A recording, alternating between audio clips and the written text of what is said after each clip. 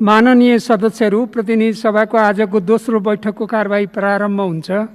सर्वप्रथम माननीय अर्थमन्त्री डाक्टर युवराज खतिवडालाई विनियोजन विधेयक 2077 माथि विचार गरियोस् भन्ने प्रस्ताव प्रस्तुत गर्न अनुमति दिन्छु।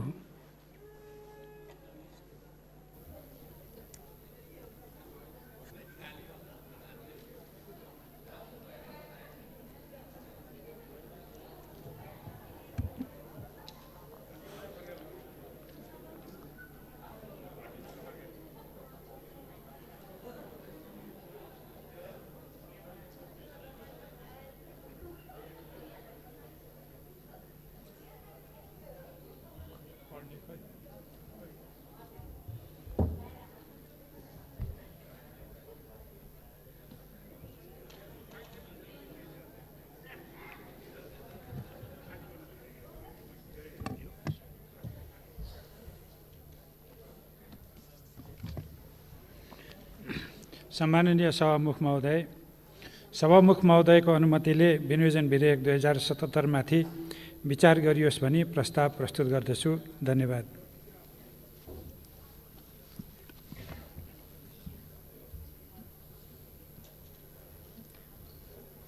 मान्य सदस्यहरू, अब विनियोजन विधेयक 2077 माथि विचार गरियोस् भन्ने प्रस्तावमाथि अर्थात् विधेयकमाथिको सामान्य छलफल प्रारम्भ हुन्छ।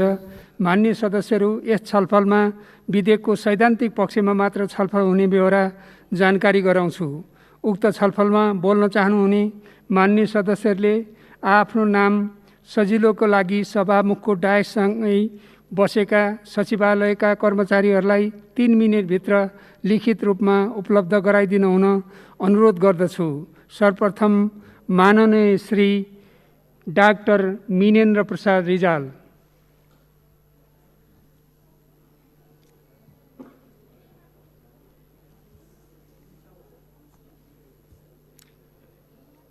यसपछि मान्य श्री देवेन्द्र राज कौडेल। तलको कुर्सीमा आइदिनु भए समय बचत हुन्थ्यो।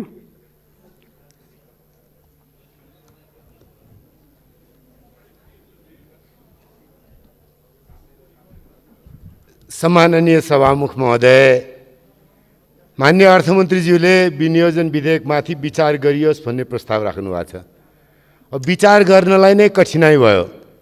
विचार गर्न किन कठिनाइ भयो भन्दा मान्य अर्थमन्त्रीजीले हामीले बजेटको छलफलको आलोकमा विनियोजन विधेयक अर्थात् सरकारलाई खर्च गर्ने अधिकार संसदले दिने कि नदिने टुङ्गो गर्ने हो।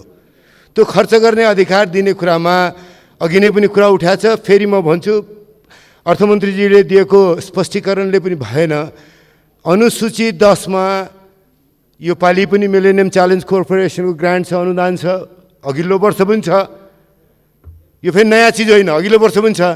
त्यो अनुदान आए पनि नआए पनि प्रसारण लाइन बनाउँछौँ भनेर भन्नु हो। अब आए पनि नआए पनि प्रसारण लाइन बनाउने हो भने त्यो पैसा काट्ने चाहिँ कहाँबाट? आज विनियोजन विधेयकमाथि छलफल गर्दैछौँ। अब थप अरू त्योभन्दा बढी हामीसँग अनुदान आउने ठाउँ पनि छैन। ऋण पनि यति नै उठाउँछौँ भनेको छौँ हामीले। आन्तरिक ऋण पनि यति नै उठाउँछौँ भनेर गरेका छौँ। अब त्यो पैसा नआउने नलिने संसदले जे गर्यो त्यही हुन्छ भन्नु। संसदले नलिने निर्णय गर्यो भने त्यो पैसा आउने ठाउँ चाहिँ कुनै एउटा योजना काट्नु पर्यो। 5 अरब 72 करोड 72 लाखको खर्च गर्ने काट्ने कि अर्को ऋण उठाउने कि स्वदेशबाट उठाउने कि विदेशबाट उठाउने कि के गर्ने? त्यसबाट उम्कन पाउनुहुन्न अर्थमन्त्रीज्यू। तपाईँको पार्टीमा यो बहसलाई राजनीतिक व्यवस्थापन गर्न सक्नु भएन भनेर संसदलाई यसमा टुङ्गोमा पुर्याउने बाटोमा तपाईँले लिएर जान सक्नु भएन भनेर तपाईँको पार्टीको राजनीतिक लडाइँलाई हामी संसदले बिहोरेर बस्नुपर्ने। विनियोजन विधेयक बारेमा छलफल गर्ने बेलामा पनि प्रष्ट रूपमा यो पैसा कहाँबाट आउँछ ठान्न पाएर हामीले पास गर्नुपर्ने। यो गलत भयो। यस्तो नजिर नबसाल्नुहोस्। तपाईँका झन्झट छ भने झन्झटलाई समाधान गर्नुहोस्। एकताबद्ध भएर आउनुहोस्। सत्तारूढ पार्टी टुङ्गो गर्नुहोस्। यो प्रसारण लाइन लप्सीफेदीदेखि बुटोलसम्म कुन पैसाले हुन्छ? त्यो पैसा अनुदानमा आउँछ। अनुदानमा आए कहाँबाट आउँछ? अथवा वैदेशिक ऋणबाट आउँछ अथवा हामीले गर्छौँ या हामीले राजस्वबाट गर्छौँ, टुङ्गो हुनुपर्छ। नभए काट्ने ठाउँ पनि बताउनुहोस्, नभए विनियोजन विधेयकमाथिको छलफल संसदको अपमान गर्ने हिसाबले नगरौँ, यो गलत बाटो हुन्छ। म त्यही अनुरोध गर्छु। धन्यवाद। मान्य श्री देवेन्द्र राज कँडेल, समय 3 मिनेट। यसपछि मान्य श्री उमा रेग्मी।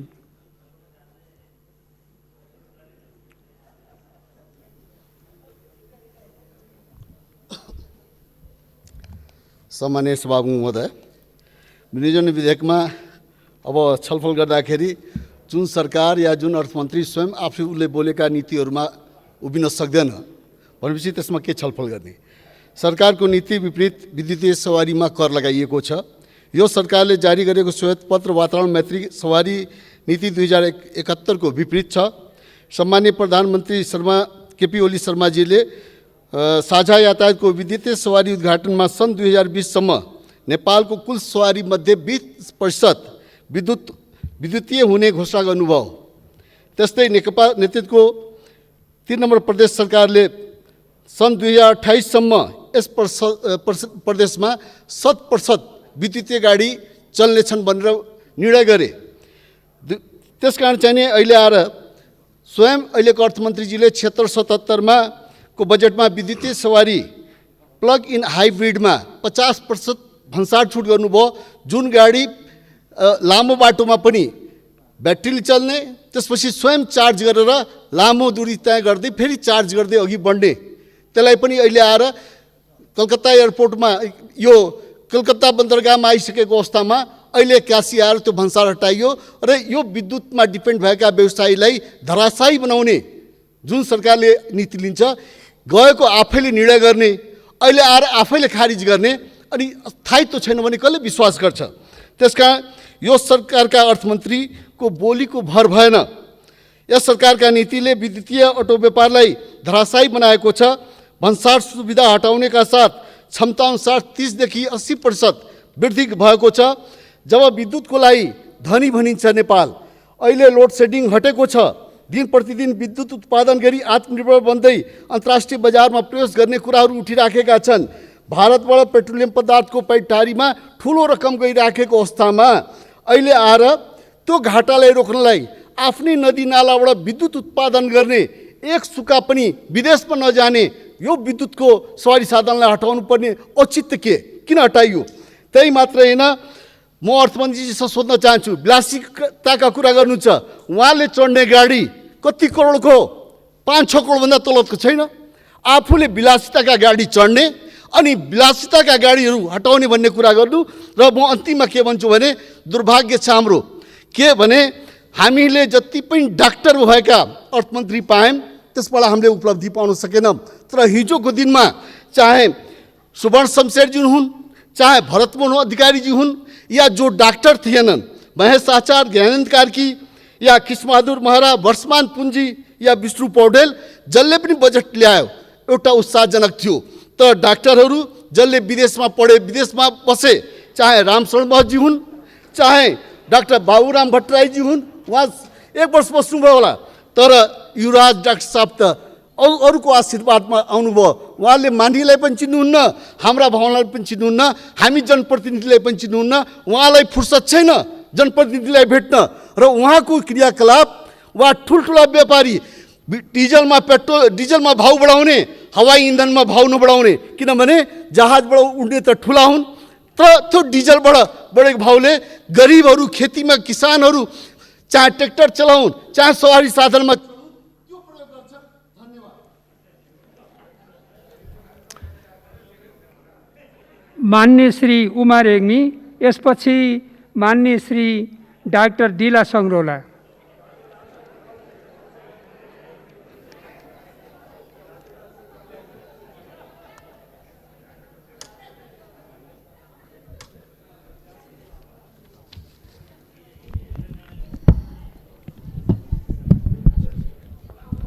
सम्मानीय सभामुख महोदय, आज देश कोरोनाबाट आक्रान्त छ।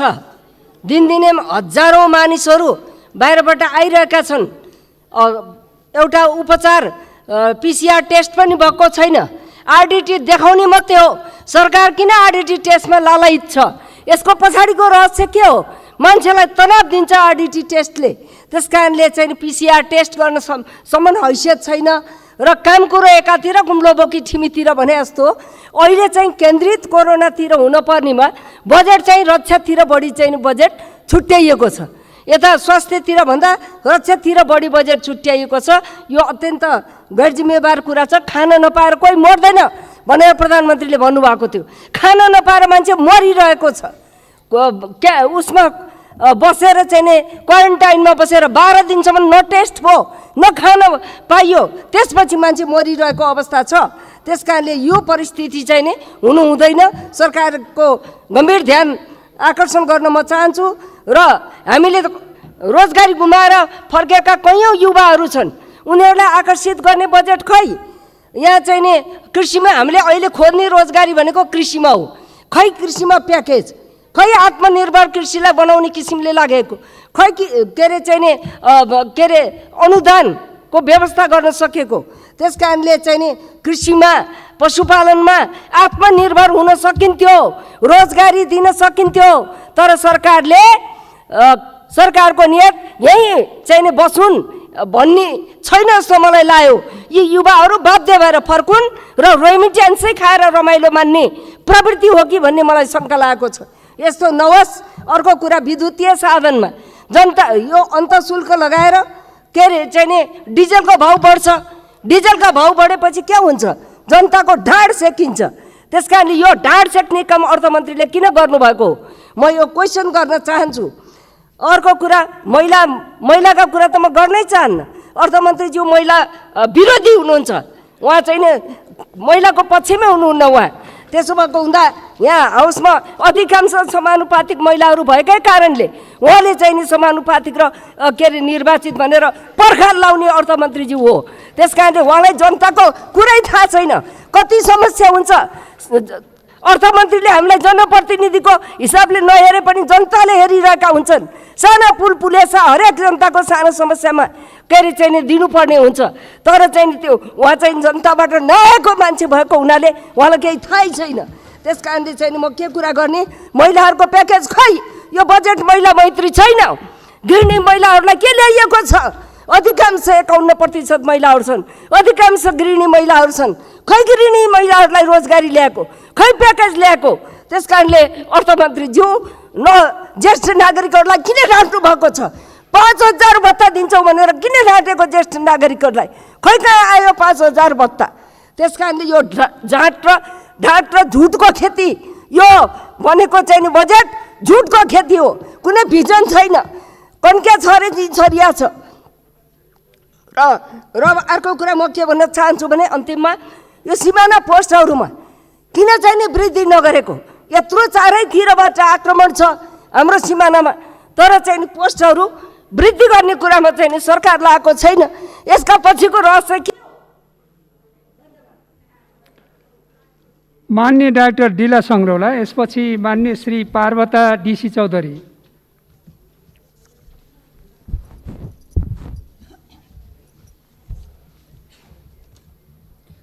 सम्मान्य सभामुख महोदय, माननीय अर्थमन्त्रीज्यूले विनियोजन विधेयक 2077 माथि विचार गरियोस् भन्ने प्रस्ताव राख्नु भएको छ। उहाँले विचार गर्नुपर्ने प्रस्ताव राख्दै गर्दा विनियोजित गरेका शीर्षकलाई हेर्दा शीर्षकहरू अपारदर्शी छन्, असन्तुलित छन्, परम्परागत छन्, परनिर्भर छन्, संहिताको मूल मर्मका विपरीत छन्, प्राथमिकता तोक्न सकेका छैनन्, कोरोना पछि पनि नेपाल छ भनेर भविष्य र आशा जगाउन सकेका छैनन्। समग्रमा हेर्दा यो विनियोजित विधेयक जन उत्तरदायी भन्दा पनि कार्यकर्ता उत्तरदायी छ। त्यसैले यो विनियोजित विधेयकमाथि विचार गर्न सकिँदैन। म अर्थमन्त्रीको ध्यान आकर्षण गराउन चाहन्छु। अर्थमन्त्रीज्यू विद्वान हुनुहुन्छ, पढे लेखेको हुनुहुन्छ, PhD, म पनि PhD डाक्टर। त्यो आँखाले हेर्दै गर्दा आज यो विनियोजन विधेयकमा खर्च हेरेर जुन आम्दानी तय गरिएको छ, आजको अवस्थामा न राजस्व उठ्नेवाला छ न वैदेशिक ऋण हामी लिन सक्ने अवस्थामा छौँ, न आन्तरिक ऋण नै। यस्तो अवस्थामा विनियोजन विधेयकमाथि कसरी हामीले विचार गर्न सक्छौँ अर्थमन्त्रीज्यू? आज मुलुक कोरोनाको कहरभित्र छ, तर यो विधेयकलाई हेर्ने हो भने कोरोनालाई केही हेरेको छैन। आजको अवस्थामा सङ्क्रमण बढ्दो छ, तर सरकार पिसिआरको परीक्षणको दायरालाई व्यापक बनाउनुभन्दा किन आरटिटीलाई प्राथमिकता दिन्छ? अनियमितता गर्नलाई हो, भ्रष्टाचार गर्नलाई हो? अर्थमन्त्रीज्यू, त्यो पनि मलाई सोध्न मन लागेको छ। अर्को कुरा, आज हामी विकराल परिस्थितिमा छौँ। 45 लाखभन्दा बेसी नेपालीहरू हामीले रोजगारी दिन नसक्दा विदेश जान बाध्य भए। तिनले पठाएको रेमिटान्सले मुलुक चल्यो, तर आज उनीहरू भनिरहेका छन् आज त्याग तपस्या र बलिदानको भूमिमा हामी उभिँदै गर्दा हाम्रो भूमि आउनु पर्छ भनिरहेका छन्। त्यसतर्फ खै त राहतका प्याकेजहरू त्यही निरन्तरता दिएर हुन्छ? अर्थमन्त्रीज्यू, म स्मरण गर्न चाहन्छु, मैले पनि 7वटै प्रदेश प्रमुखसँग टेलिफोन वार्ता गरेको थिएँ। उहाँहरूले भन्नुभएको थियो सरकारले उधारो राहत हामीलाई दियो, पहिलो राहत वितरण गऱ्यौँ, दोस्रो राहत कोष हामी सक्दैनौँ, केन्द्रीय कोषबाट आउनुपर्छ भन्नुभएको छ। खै त तपाईँले छुट्याएको? महिला मैत्री यो बजेट छैन। आज पनि कोरोनाभित्र महिलाहरू बलात्कृत भएका छन्। कति महिलाहरू प्रसुति गृहमा जाँदा त्यो पीडामा हुँदा पिसिआर परीक्षणको सर्टिफिकेट लिए भनेको छ, बच्चालाई जन्म दिने कि सुरक्षित मातृत्वलाई पनि यसले हेरेको छैन। तेस्रो कुरा, सभामुख महोदय, म अन्तिममा छु। यो विनियोजन विधेयकले विभेद गरेकै छ। विनियोजन विधेयकले यो सांसद विकास पूर्वाधार कोष म जोड्न मात्रै चाहन्छु सभामुख महोदय। हामी वित्तीय मितव्ययताको कुरा पनि गरिरहेका छौँ, कर्मचारीहरूको भत्ता कटौती भनेका छौँ, तर यो मुलुकको प्रधानमन्त्री, राष्ट्रपति, प्रमुख व्यक्तिहरूको भत्ता कटौती गर्नुपर्छ कि पर्दैन? प्रतिपक्ष दलले यो सांसद विकास पूर्वाधार कोष कोरोना कोषमा ल्याउँ भन्दा अर्थमन्त्री आँखा चिम्लिनु भएको छ। त्यो कोषलाई केही सानो आकार बनाएर निरन्तरता दिनुभएको छ। धन्यवाद। माननीय श्री पार्वता डीसी चौधरी, यसपछि माननीय श्री लक्ष्मी परियार।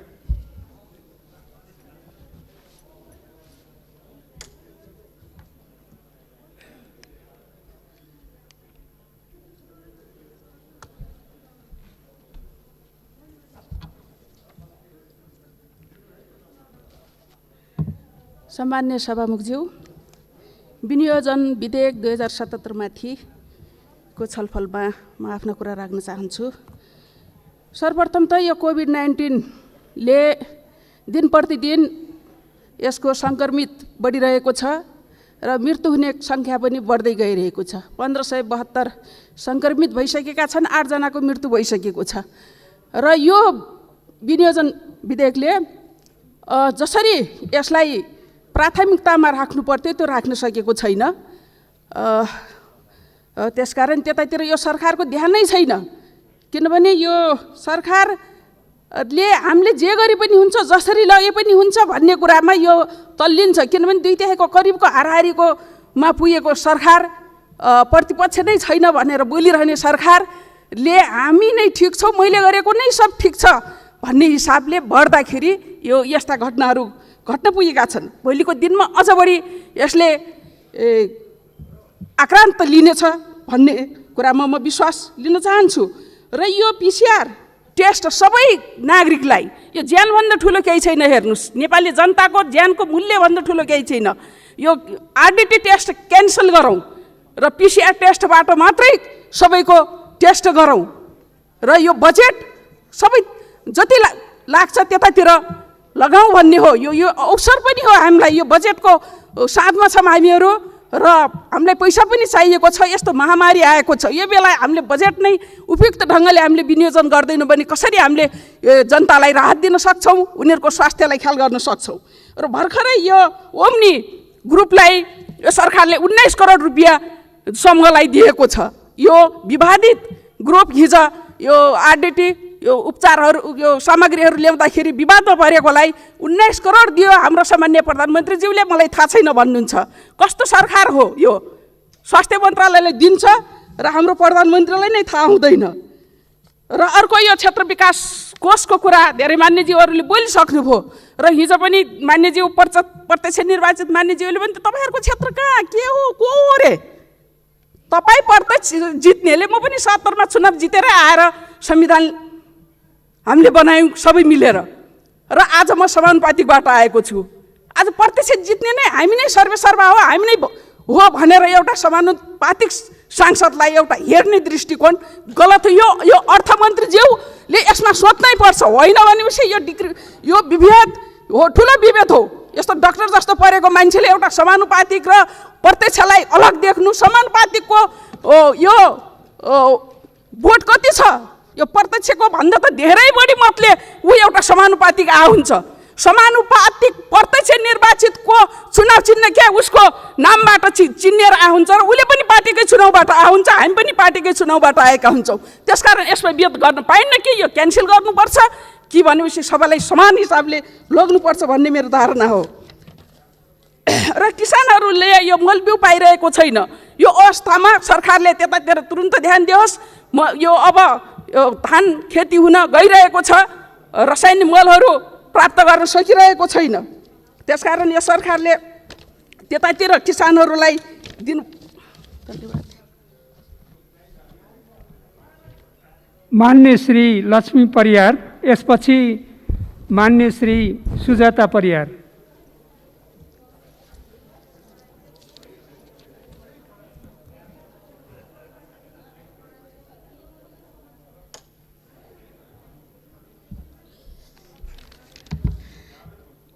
सम्माननीय सभामुख महोदय, म आज यो बजेटको विनियोजित बजेटमा म छलफल गर्न आइरहेको छु।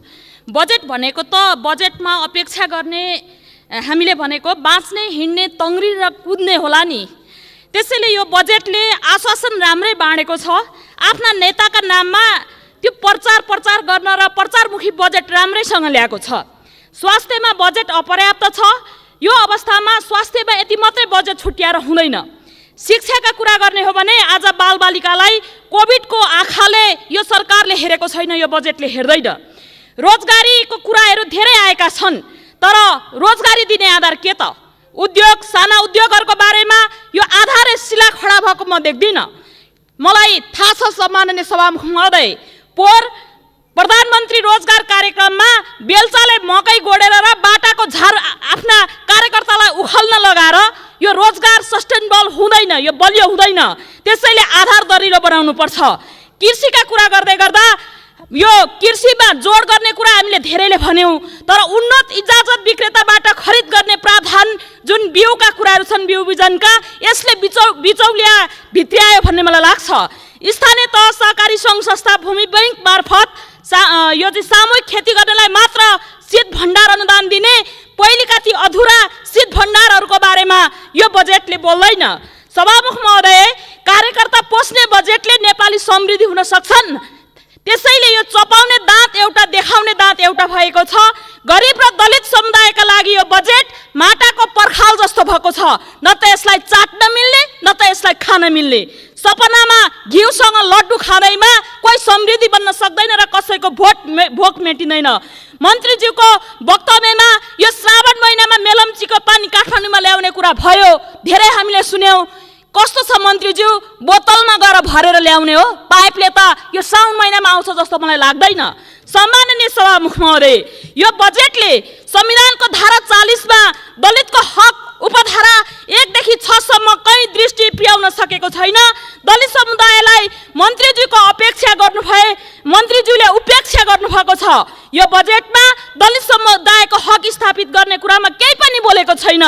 त्यसैले अझ सबैजनाले भन्नुभएको छ, आज मन्त्रीज्यूले जुन यो सदनलाई, यो सम्मानित सदनलाई विभेद गर्नुभएको छ, जहाँ पहिलो दर्जा र दोस्रो दर्जाको सांसदहरू खडा गर्नुभएको छ।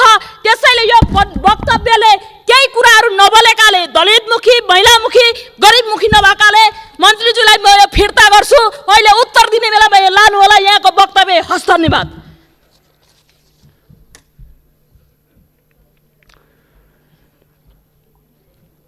मान्य श्री सुजाता परियार, यसपछि मान्य श्री प्रेम सुवाल।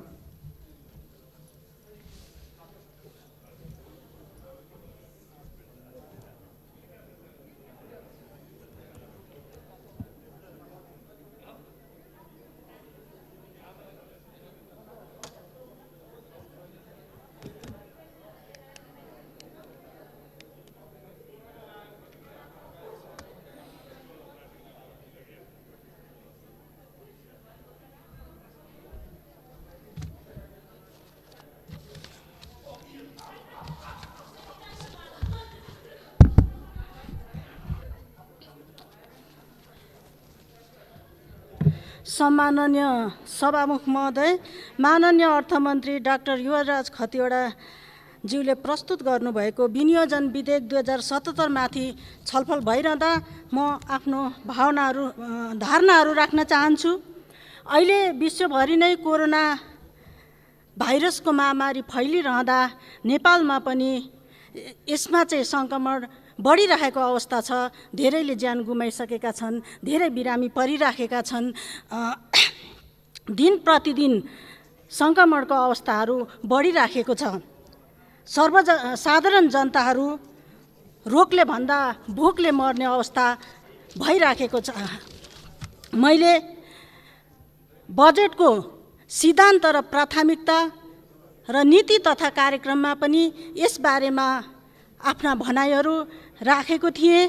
तर अहिले विनियोजन बजेट अर्थमन्त्रीज्यूले प्रस्तुत गर्दाखेरि यो कोरोनाको विषयमा, जुन विषय एउटा गम्भीर विषय छ, जसको निमित्त डाक्टरले बचाउन सक्दैन, जसको निमित्त औषधि पाइँदैन, यस्तो महामारी रोगका निमित्त पनि सरकारले विशेष ध्यान दिएर बजेट विनियोजन गर्नुपर्नेमा यसमा चाहिँ नि बजेट पर्याप्त मात्रामा देखिएन।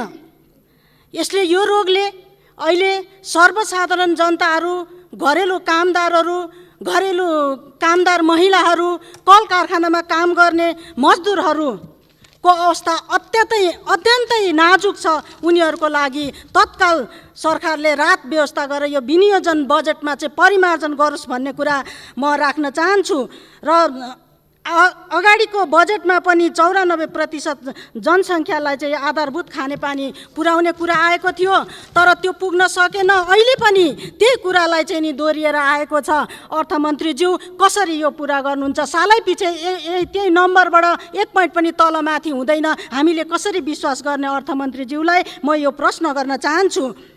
अर्को कुरा, सर्वसाधारण जनताको लागि पिसिआर गर्नको निमित्त सरकारले बजेट छुट्यायो। त्यो उनीहरूले कल्पना सोच्नसम्म उनीहरूले सक्दैनन्। यसको लागि सरकारले तुरुन्त चाहिँ नि सर्वसाधारण जनताको निमित्त यो पिसिआर चेक गर्नुको लागि विनियोजन बजेट गर्नुपर्छ भन्ने, यसलाई परिमार्जन गरिकन ल्याउनुपर्छ भन्ने कुरा म राख्न चाहन्छु। र सांसद कोषको कुरा यहाँ धेरै उठ्यो। वास्तवमा सांसद बराबर हो। किन यसरी चाहिँ नि विभेद गरिन्छ? प्रत्यक्ष निर्वाचन प्रणाली भनेको एउटा क्षेत्रमा मात्रै सीमित भएको हुन्छ। एउटा क्षेत्रको जनताले मात्रै उसलाई भोट दिएको हुन्छ।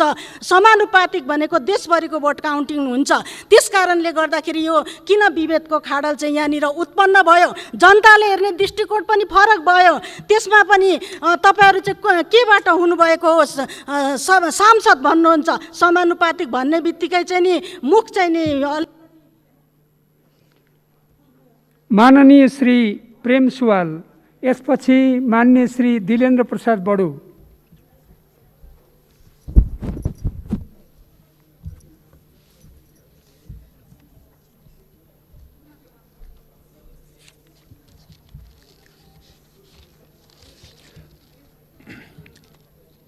सम्माननीय सभामुख महोदय, खास गरी यो विनियोजन विधेयकमा दुईटा विषयलाई स्पष्टसँग हामीले ध्यान दिनुपर्ने हो।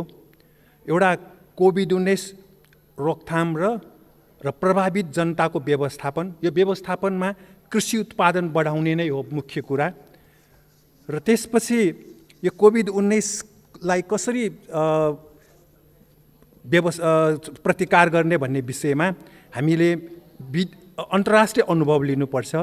अहिले युरोप अमेरिका र भारतको अनुभव, त्यहाँको राजनीतिक नेतृत्व यसमा सफल भएको देखिँदैन, चीनको नेतृत्व यसमा सफल भएको देखिन्छ र यतातिर सरकारको ध्यान जाने र त्यसको लागि बजेट बन्दोबस्त गर्ने हो। कसरी त्यहाँ चीनमा यसलाई नियन्त्रणमा ल्यायो। अर्को, देशको सिमाना सुरक्षा र नियमन, यसलाई सम्बोधन गर्ने गरी विनियोजन विधेयक आउनुपर्ने हो। सिमाना असुरक्षा हुँदा तस्करहरूलाई फाइदा भयो, वन गिटी ढुङ्गा तस्करी भयो र साथसाथै नेपालको चुरेकै गिटी ढुङ्गा लगेर नेपालको दक्षिणी सीमा नजिक पूर्व पश्चिम 1723 किलोमिटर लामो सडक बाँध बनाइयो र तराईका 28 जिल्ला डुबानमा परेका छन्। सीमा सुरक्षा गर्न सीमाका जनतालाई प्रजातान्त्रिक र देशभक्तिको भावना दिने बजेट हुनु पर्यो। पर्साको थोरीमा, रौतहटमा त्यहाँका जनता अहिले विदेशीले बनाएको पूर्वाधारहरूको भट्काउँदैछन् र नेपालीले बनाएको पूर्वाधार समेत प्रयोग गर्न नपाएकोमा विदेशीसँग लड्दैछन् र यस कोशीमा पनि पश्चिमी तटबन्धमा विदेशी आएर खनेको सरकारलाई थाहा भएन। हाम्रो संयन्त्रलाई बजेट दिएको के अर्थ लाग्यो।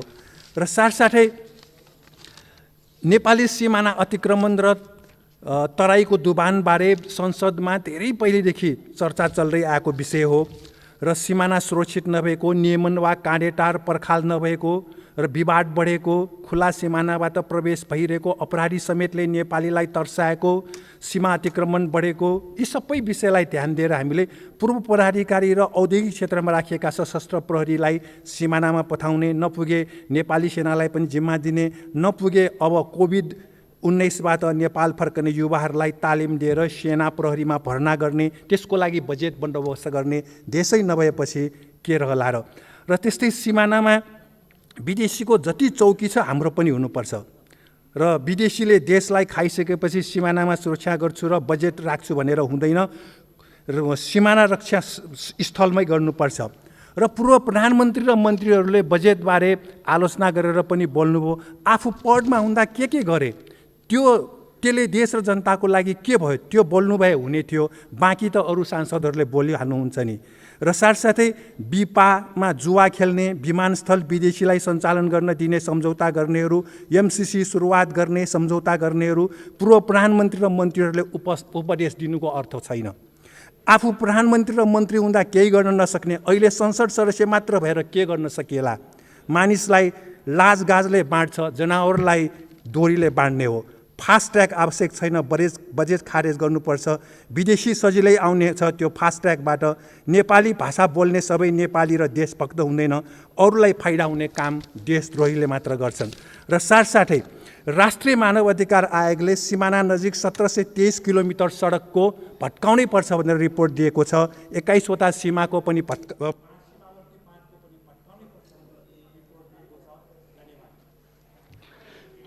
माननीय श्री दिलेन्द्र प्रसाद बडु, यसपछि माननीय श्री उमाकान्त चौधरी।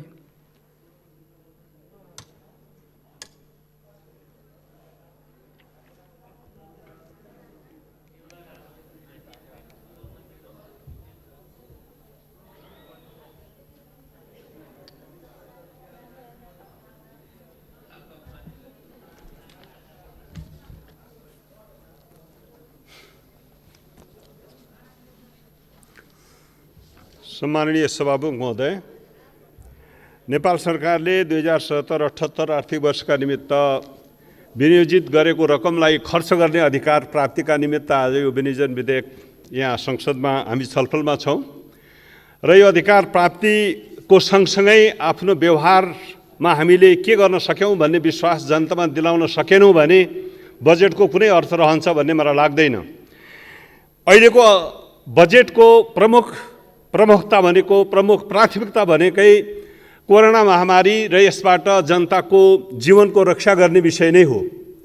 तर यसमा सरकार अहिलेसम्म आफ्नो व्यवस्थापनमा कुनै कार्ययोजना सहित जान सकिरहेको अवस्था बिल्कुलै छैन र जनतामा अत्यन्त ठुलो निराशा आज भएको छ कि यो सरकारले अब यो कोरोनाबाट जीवन रक्षा गर्न सक्छ कि सक्दैन भन्ने प्रश्न उठिरहेको अवस्था छ। आफ्नो देशभित्र भएको जनताका अतिरिक्त बाहिरबाट आउने जनताको सन्दर्भ अझ दयनीय छ। खास गरी भारतमा हाम्रो बढी जनसङ्ख्या आज रोजगारीका निमित्त गएको छ र फर्किँदैछ। यो संसदमा हामीले पटक पटक भन्यौँ, त्यसका निमित्त पूर्व तयारी गर्नु पर्यो र व्यवस्थित ढङ्गले सुरक्षित ढङ्गले तिनीहरूलाई स्वदेश प्रवेश गराउनु पर्दछ। तर त्यो कति भयो हेर्ने हो भने प्रधानमन्त्रीजीले यहाँ बडा गौरवका साथ भन्नुभयो, अन्य मुलुकहरूको भन्दा भारतबाट आउने कोरोना बढी खतरनाक छ, बढी कडा छ। त्यस कारणले यो नाकाबाट आउनेहरूलाई बिना परीक्षण गाउँघर पुर्याउन लागेको हो यो सरकार। आज प्रश्न सोधिरहेका छन् जनताले। गड्डा चौकी र हाम्रो धनगढीको गरिबफन्टाको अवस्था हेर्ने हो भने एक दिनमा 10,000 12,000 बिना परीक्षण उनीहरूले आज गाउँमा पुर्याउने स्थिति भइरहेको छ। त्यहाँको क्वारेन्टाइनको स्थिति हेर्ने हो भने कसले विश्वास गर्न सक्दछ? अब यो व्यवस्थापनले नागरिकको सुरक्षा हुन सक्दछ? मलाई लाग्छ यो अत्यन्त नै गम्भीर प्रश्न भएको छ र सरकारको कार्यक्षमतामाथि ठुलो प्रश्न आज जनतामा उठिरहेको छ। त्यति मात्र होइन सभामुख महोदय, त्यसपछिको सबभन्दा ठुलो सर्वसम्मत प्राथमिकताको विषय आज लिम्फियाधुरा, लिफुलेक र कालापानी क्षेत्रको नक्साङ्कन गर्ने कुरा हो। हामीले गऱ्यौँ, सबको सहमति छ। तर त्यो भूगोलभित्र बस्ने जनताका लागि यही सोच्नु पर्दैन? त्यो प्राथमिकतामा आउन सक्दैन? त्यहाँ बनिरहेको क्रमागत रहेको जुन सडक थियो, दार्चुला तिङ्कर सडक आयोजना जो 134 किलोमिटर छ, त्यो सडकका निमित्त बजेट छैन, शून्य छ। त्यहाँ खानेपानी, त्यहाँको सञ्चार, त्यहाँको सुरक्षा, त्यहाँका निमित्त खाद्यान्नको बन्दोबस्त र त्यो सुरक्षा प्रबन्ध चाहिँदैन? एउटा स्पेसल प्याकेज दिनु पर्दथ्यो। यति महत्त्वपूर्ण राष्ट्रिय महत्त्वको विषय, सबैको निमित्त सबैले स्वीकारेको प्राथमिकताको क्षेत्र, तर त्यहाँको जनताको निमित्त सोच्न सकिएन। अत्यन्त दुःखद छ। त्यस कारणले यो महाकाली कोरिडोरमा राखेर यसको समस्या समाधान हुँदैन। जुन कोरिडोर 4वटा जिल्लालाई उगेट्छ, दार्चुलादेखि तिङ्करसम्मको छुट्टै योजना आज कहाँ गायब भयो? त्यस कारण त्यो छुट्टै योजना चाहिन्छ, छुट्टै बजेट चाहिन्छ र आर्मी लगाएर त्यसलाई छिटोभन्दा छिटो 2 वर्षभित्र पुरा गर्ने तयारी चाहियो। आर्मीलाई दिने भनियो, तर 4वटा जिल्लाको एकसाथ बजेट राखेर के गर्छ उसले? 8वटा पुलहरू बनाउनु छ, 87 किलोमिटर बाटो बनाउनु छ तिङ्कर पुग्नका लागि। के हुन्छ यसले? त्यसकारण यो त दुःखद कुरा छ। यसतर्फ म गम्भीर ध्यान आकर्षण गराउन चाहन्छु यो सरकारको। र अर्को कुरा सभा महोदय, यो शिक्षाको नीतिका सम्बन्धमा यो सरकार आफैमा के हो अन्तर्द्वन्द्वमा फसिरहेको? शिक्षा मन्त्री र अर्थमन्त्रीको यो वाकयुद्ध र अन्तर्विरोधको लागि स्पष्ट गर्नुपर्छ। सैद्धान्तिक विचलनको एउटा सुरुवात हो कि भन्ने मलाई लाग्दछ, यसमा स्पष्ट हुनुपर्दछ। र अर्को कुरा, यो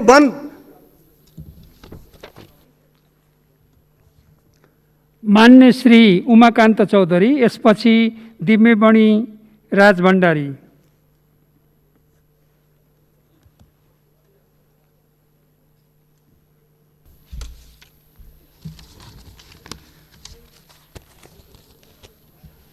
सम्मानीय सभामुख महोदय, विनियोजन विधेयकमा कोरोना भाइरस महामारीको बेला स्वास्थ्य क्षेत्रमा कार्यक्रम धेरै, बजेट थोरै भएकोले यो बजेटले कोरोना महामारीलाई व्यवस्थापन गर्न असम्भव छ र WHO को मापदण्ड अनुसार स्वास्थ्यमा 10% बजेट हुनुपर्नेमा अहिले 6.15% बजेट मात्र छुट्याइएको छ र अहिले के भनेको छ भने स्वास्थ्यमा सबभन्दा बढी छुट्याइएको छु। म स्मरण गराउन चाहन्छु कि 2067-68 को बजेटमा 7.04% बजेट थियो। अब त्यसको तुलनामा के छ भने आफै अनुमान लगाउन सकिन्छ। 7वटै प्रदेशमा सरुवा रोग अस्पताल निर्माण गर्न भनिए पनि नेपाल 66% नसर्ने रोगका कारण पीडित हुने गरेको तथ्याङ्क छ। यसको उपचारको व्यवस्थापनको बारेमा बजेटले केही बोलेको छैन। यो नसर्ने रोग सधैँ रहिरहने भएकोले 7वटा प्रदेशमा विशेषज्ञ अस्पताल निर्माण गर्न आवश्यक छ। WHO को मापदण्ड अनुसार सुर्तीजन्य पदार्थमा 70% कर पुर्याउनु पर्थ्यो, तर अहिले को बजेटमा पुर्याएको देखिएन। सुर्तीजन्य पदार्थबाट सिर्जित रोगहरूका कारण नेपालमा वर्षेनी 27देखि 30,000 नेपाली नागरिकको मृत्यु हुने गरेको तथ्याङ्क छ। यसको रोकथाम र उपचारका नाउँमा अर्बौंको सरकारी र व्यक्तिगत खर्च भइराखेको छ। सम्मानीय सभामुख महोदय, मधेसको मात्र होइन सिङ्गो देशको आर्थिक, सामाजिक, पर्यटनको दृष्टिकोणले अत्यन्तै महत्त्वपूर्ण भूमिका निर्वाह गर्न भनिएको अन्तर्राष्ट्रिय गौरवको योजना निजगढ अन्तर्राष्ट्रिय विमानस्थलका लागि जम्मा 50 करोड मात्र छुट्याइएकोमा योभन्दा लज्जास्पद के हुन सक्छ? सरकारलाई यो म प्रश्न सोध्न चाहन्छु। मधेसमा भित्रै यो योजना रहेकोले यति थोरै बजेट राखिएको हो?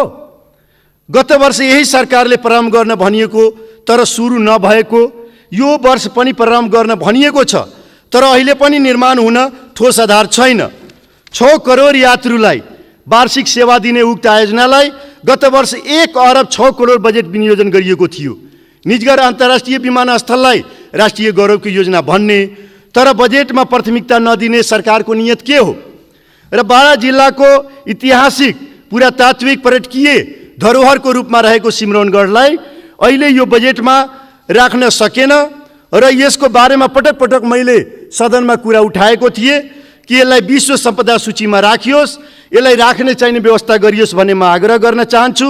साथै बारा जिल्लाको उखु किसानले न अनुदान पाएको छ न मिलवाला साहुहरूले भुक्तानी दिएको छ। दोस्रो मारमा परिरहेको किसानहरूलाई भुक्तानी गर्ने संयन्त्रको व्यवस्था गरियोस्। प्रधानमन्त्री रोजगार कार्यक्रम, प्रधानमन्त्री कृषि आधुनिक कार्यक्रम विगतमा असफल भइसकेको कार्यक्रम हो। अहिले बजेटमा यिनै कार्यक्रमलाई निरन्तरता दिएर आफ्ना कार्यकर्ता भर्ती केन्द्र बनाउन खोजिएको छ। यो कार्यक्रमको आवश्यकता छैन। गत वर्ष 5 लाखलाई रोजगारी दिन भनिएको थियो तर यो 10% पनि कार्यान्वयन भएन। त्यसैले अहिले यो भन्दा बढी रोजगारी दिन भनेको छ, त्यसको ठोस कार्यक्रम छैन सभामुख महोदय।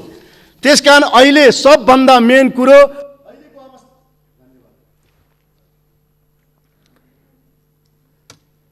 माननीय श्री दिव्यमणि राज भण्डारी, यसपछि माननीय श्री राजेन्द्र कुमार केसी।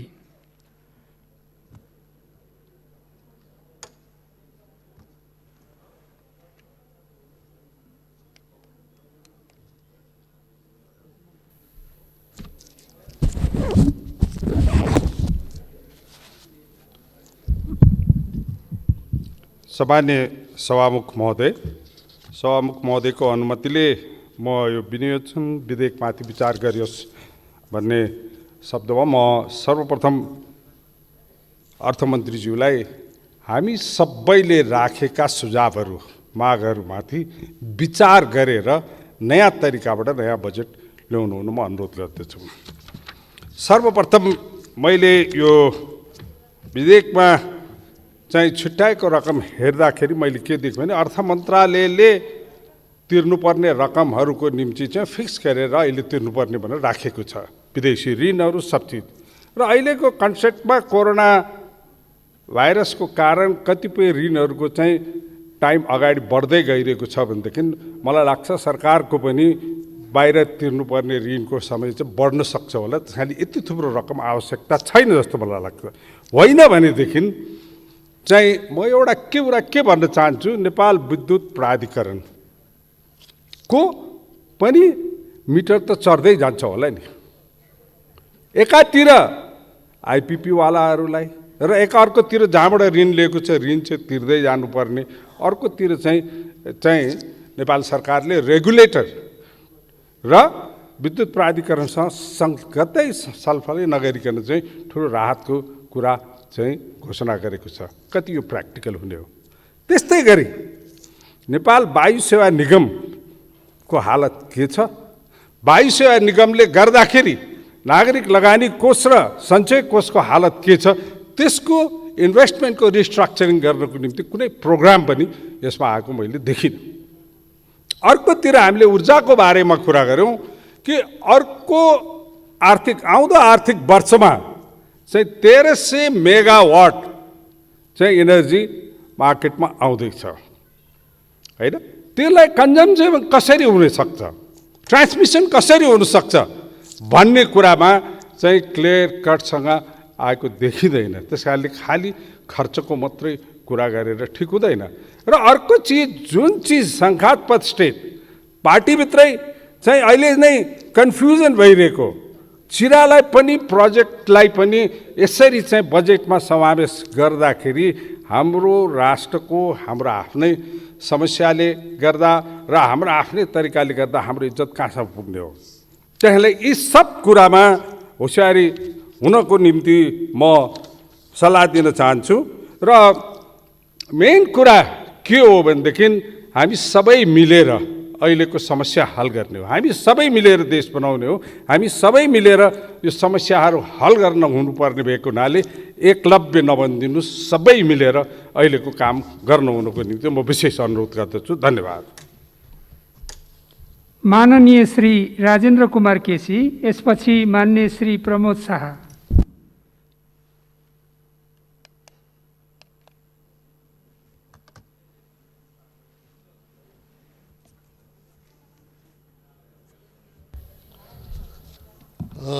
सम्माननीय सभामुखज्यू,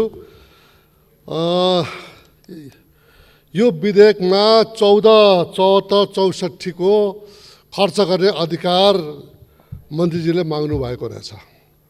मलाई लाग्दछ कि अब हामी प्रतिपक्षले नदिँदा पनि यो आज पास हुनेवाला छ। यसमा प्रतिपक्षले यहाँ बोल्ने मात्रै होला। म अर्थमन्त्रीजीलाई विनम्र अनुरोध गर्न चाहन्छु कि गत साल तपाईँले जुन अधिकार लिनुभयो कति खर्च गर्नुभयो? तपाईँले भन्नुभयो मेलम्चीमा हामी 1 वर्षमा ल्याउँछौँ, 1000 मेगावाट हामी ल्याउँछौँ, 5 लाख युवालाई रोजगारी दिन्छु भन्नुभयो। तपाईँले के गर्नुभयो त्यसको जवाफ दिनुपर्ने कि नपर्ने? सधैँ एउटै ट्र्याकमा परम्परागत हिसाबमा र एउटा सूत्रको आधारमा चाहिँ बजेट ल्याएर यो मुलुकले को समृद्धि प्राप्त हुन्छ? मलाई लाग्छ निश्चित रूपले हुँदैन। र अहिले जुन किसिमको 8.5% तपाईँले यो बजेटको वृद्धि दर हुन्छ भन्नुभयो, 8 महिना 10 दिन यो मुलुकको अर्थतन्त्र चलायमान थियो। हामीलाई थाहा छ चैत 10 गतेसम्म हामी चलायमान थियो, आज 2% झरेको छ। आज संसारका अर्थशास्त्रीहरू बोल्न सकेको छैनन् भोलिको अर्थतन्त्र कस्तो हुने भनेर। हाम्रो अर्थमन्त्रीले भन्नुभयो 7% को उच्च वृद्धि दर हुन्छ भनेर भन्नुभयो। हामीले भन्यौँ यो सम्भव छैन। म धेरै राडिकल कुरा गर्न चाहन्न। 7% को चाहिँ तपाईँले वृद्धि गरेर देखाइदिनुहोस्, तपाईँलाई दुबोको माला लिएर रोस्टरमा म स्वागत गर्नेछु। हुँदैन अर्थमन्त्रीजी, 7% हुँदैन। झुटो कुरा नलेख्नुहोस्। के जनतालाई झुटो कुरा बोलाएर एउटा सस्तो आश्वासन दिएर जनताले केही पाउँदैन सक्दैन? हेर्नु, इटालीको प्रधानमन्त्रीले भन्नुभयो कि आकाशतिर फर्केर उहाँले चाहिँ हात ठडाइदिनु भयो, म विवश छु भनेर रुनुभयो, उहाँको कद घटेन। रसियाको चाहिँ प्रधानमन्त्रीले चाहिँ राजीनामा गर्नुभयो, उहाँको कद घटेन। यथार्थ अर्थतन्त्र के हो, मुलुकको स्रोत साधन के हो, त्यतातिर नहेरेर तपाईँले जुन किसिमको पहिला पनि 15 अरबको ल्याउनु भयो, फेरि पुराबोर्डको भने 13 त्यसको जवाफ दिनु नपर्ने? जे पनि लेखे हुने, जनता नागरिक चुप लाएर बस्नुपर्ने? आज प्रधानमन्त्रीको नाउँमा यो कृषि कार्यक्रम भन्नुहुन्छ, राष्ट्रपतिको नाउँमा छ इम्परर न्यू क्लथ हो हाम्रो प्रधानमन्त्री। प्रधानमन्त्रीज्यू भनेर ज्याकेट लगाइदिएर तपाईँको नाउँमा चाहिँ हामीले चाहिँ रोजगार दिएछौँ। तपाईँको नाउँमा राष्ट्रपतिज्यू मदन भण्डारीको नाउँमा विश्वविद्यालय छ, के काम गर्नुभएको छ? योगमाया आयुर्वेदिक विश्वविद्यालय भनेको 5 वर्षदेखि म सुन्दैछु, कहाँ काम गर्नुभएको छ? तपाईँले गरेको छ भने कहाँ खर्च? आज खर्चको चाहिँ तपाईँ माग्ने अनि खर्च गर्ने तपाईँलाई अधिकार थियो, केही काम गर्नु नपर्ने?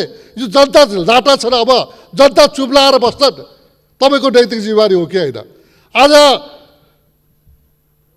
मदन भण्डारीजीको चाहिँ विश्वविद्यालयको कुरा छ, कहिले चितलागा भनेको छ, कहिले त्यो आइटी पार्क धुलीखेलमा भनेको छ, फुटबल हाल्ने काम भएको छ। मदन भण्डारी हाम्रो पनि नेता हो, सम्मानित नेता हो। उहाँको नाउँमा योजना राखेपछि आयोजना गरेपछि तत्काल लागू हुनुपर्छ। त्यसका लागि उहाँको नाउँ जोडिएको केही गर्न नपर्ने। 14, 15, 16 खरबको पब्लिसिटीका लागि सारा रोजगारी दिन्छ। 10 लाख इन्डियाबाट, 10 लाख मिडल इस्टबाट, 5.5 लाख, 6 लाख चाहिँ श्रम बजारमा आउँदैछन्। 25 लाखलाई तपाईँले कसरी रोजगार दिन सक्नुहुन्छ? त्यसका लागि तपाईँको के कार्यक्रम छ? 11 अरब 60 करोड रुपियाँ तपाईँले छुट्याउनु भएको छ। फेरि त्यही ज्याकेट लगाएर त्यसले योगदान दिन्छ। रोजगारी भनेको के हो?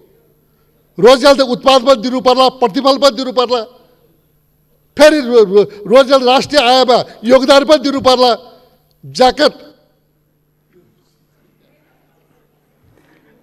माननीय श्री प्रमोद शाह, यसपछि माननीय श्री सञ्जय कुमार गौतम।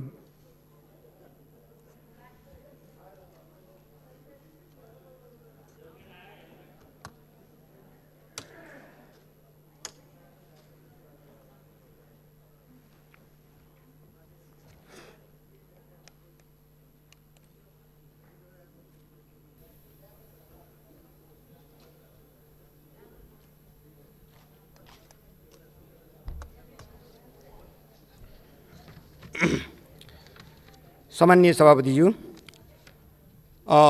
आज राष्ट्रिय ऋण उठाउने विधेयक 2077 को 24औं संशोधनमा छलफल गर्नुपर्ने भएकोले निश्चित रूपमा अहिले देशको अवस्थालाई हेर्ने हो भने आज हामी हाम्रो देशको अवस्था आज कस्तो छ भने हामी जब बजेट बनाउँछौँ, हाम्रो अर्थमन्त्रीजी यही हुनुहुन्छ, हामी जब बजेट बनाउँछौँ त बजेट हाम्रो हुन्छ भन्सारमुखी बजेट। हामी अहिलेसम्म नेपालको कन्टेक्स्टमा यदि हेर्ने हो भने विगतदेखि अहिलेसम्मको जति पनि बजेट बनेको छ त्यो बजेटको प्रारूप भन्सारमुखी हुन्छ। जब तपाईले भन्सारमुखी बजेट बनाउनुहुन्छ तब के हुन्छ भने उत्पादन हुँदैन, किनभने भन्सारमुखी तपाईँ बजेट बनाउँदाखेरि उत्पादनमुखी तपाईँको ध्यानै जाँदैन र जब उत्पादन हुँदैन कुनै वस्तुको तपाईँले आफ्नो देशमा उत्पादनै गर्नुहुन्न तब के हुन्छ भने व्यापार घाटा हुन्छ। आज मलाई संसदमा आज बोल्नु पर्दा आज लाज पनि लागिरहेको छ कि हाम्रो देशको 1 वर्षको बजेट जतिको हाम्रो व्यापार घाटा छ। 1 वर्षको बजेट जतिको व्यापार घाटा छ। व्यापार घाटा किन नहुने त? हामीले केही पनि नबनाउने, केही पनि उत्पादन नगर्ने, भएका जति पनि फ्याक्ट्रीहरू सबै बन्द गरिदिने, त्यो फ्याक्ट्रीहरू सञ्चालनतिर ध्यानै नदिने, सानोतिनो उद्योगहरू सञ्चालन छन् त्यसमा कर थपिँदै जाने, अनि उत्पादन हुन्छ त? त्यो कुनै पनि हालतमा उत्पादन हुँदैन।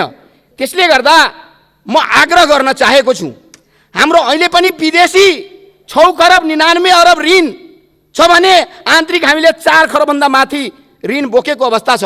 तर पनि ऋणको आवश्यकता हामीलाई छ। हामीले निश्चित रूपमा खाली भारतसँग हामीलाई 6 खरबभन्दा बढी व्यापार घाटा छ 1 वर्षमा र चीनसँग हाम्रो 1 खरब 28 अरबभन्दा बढी व्यापार घाटा छ। अन्य मुलुकसँग फेरि यो जम्मा गरेर व्यापार घाटा वार्षिक हाम्रो करिब करिब 9 खरब 9 अरब रुपियाँ जति व्यापार घाटा हुन्छ। सभामुख महोदय, यसरी हामी उत्पादन हाम्रो जुन पहिला निर्यात हुन्थ्यो हाम्रो देशको, विगतमा हामीले खाद्यान्नमा आत्मनिर्भर थियौँ, खाद्यान्न हामी उत्पादन गर्थ्यौँ। हाम्रो खाद्यान्नमा हामीले चामल, दाल, ऊन, चिया, कफी, धातुका सामान आदि यो निर्यात गरेका थियौँ सभामुख महोदय। तर आज हामीले त्यो पनि 1 खर्ब जतिको आयात गर्नुपर्ने अवस्था छ सभामुख महोदय। अनि हाम्रो व्यापार घाटा बढ्दै जान्छ भने निश्चित रूपमा हामीले हामी ऋण किन लिन्छौँ? ऋण लिने, तर ऋण सधाउनको निम्ति हामीले क्षमता चाहिन्छ कि चाहिँदैन? अनि त्यो क्षमताको लागि हामीले के गर्नुपर्छ त? त्यो क्षमताको लागि हामी भए जतिका सबै उद्योग बन्द गरिदिने, भए जतिका सबै उद्योगहरू समाप्त गरिदिने, उद्योगतिर लगानी नगर्ने, हाम्रो युवाहरू जुन बेरोजगारीको लागि जानु भएछ त्यो युवाहरू आज बेरोजगार भएर आज आउने अवस्था छ। अनि उहाँहरूलाई व्यवस्थापन गर्ने कि नगर्ने, त्यो मेरो ठुलो प्रश्न छ। त्यसैले ऋण लिनु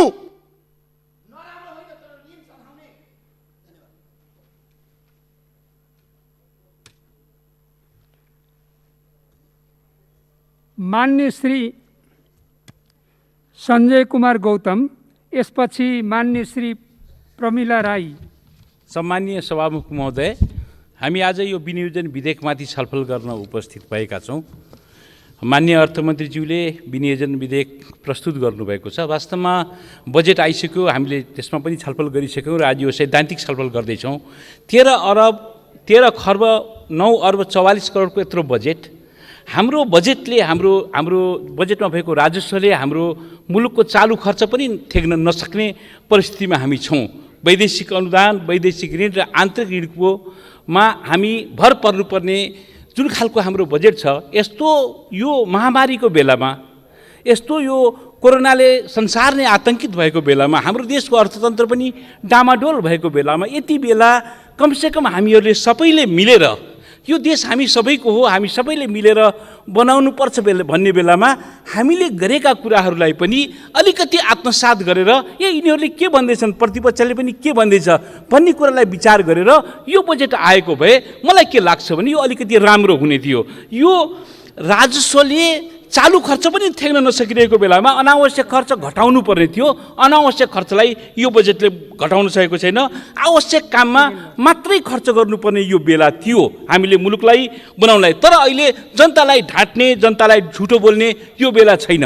यो बेलामा यत्र हाम्रा विदेशमा हाम्रा युवा जनशक्तिहरू दुःख पाएको छन्। अघि भर्खर मान्यजीहरूले भन्नुभयो यत्रो इन्डियाबाट आएका मान्छेहरूको क्वारेन्टाइनको व्यवस्था हुन सकेको छैन, बोर्डरमा अल्पत्र परेका छन्। कोरोनाको महामारीबाट हामी यसरी आक्रान्त भएका छौँ। यो बेलामा यो 6 अरब रुपियाँ जुन स्वास्थ्यका नाममा छुट्याएको छ यो कोरोनाका लागि, के यो पर्याप्त बजेट छ?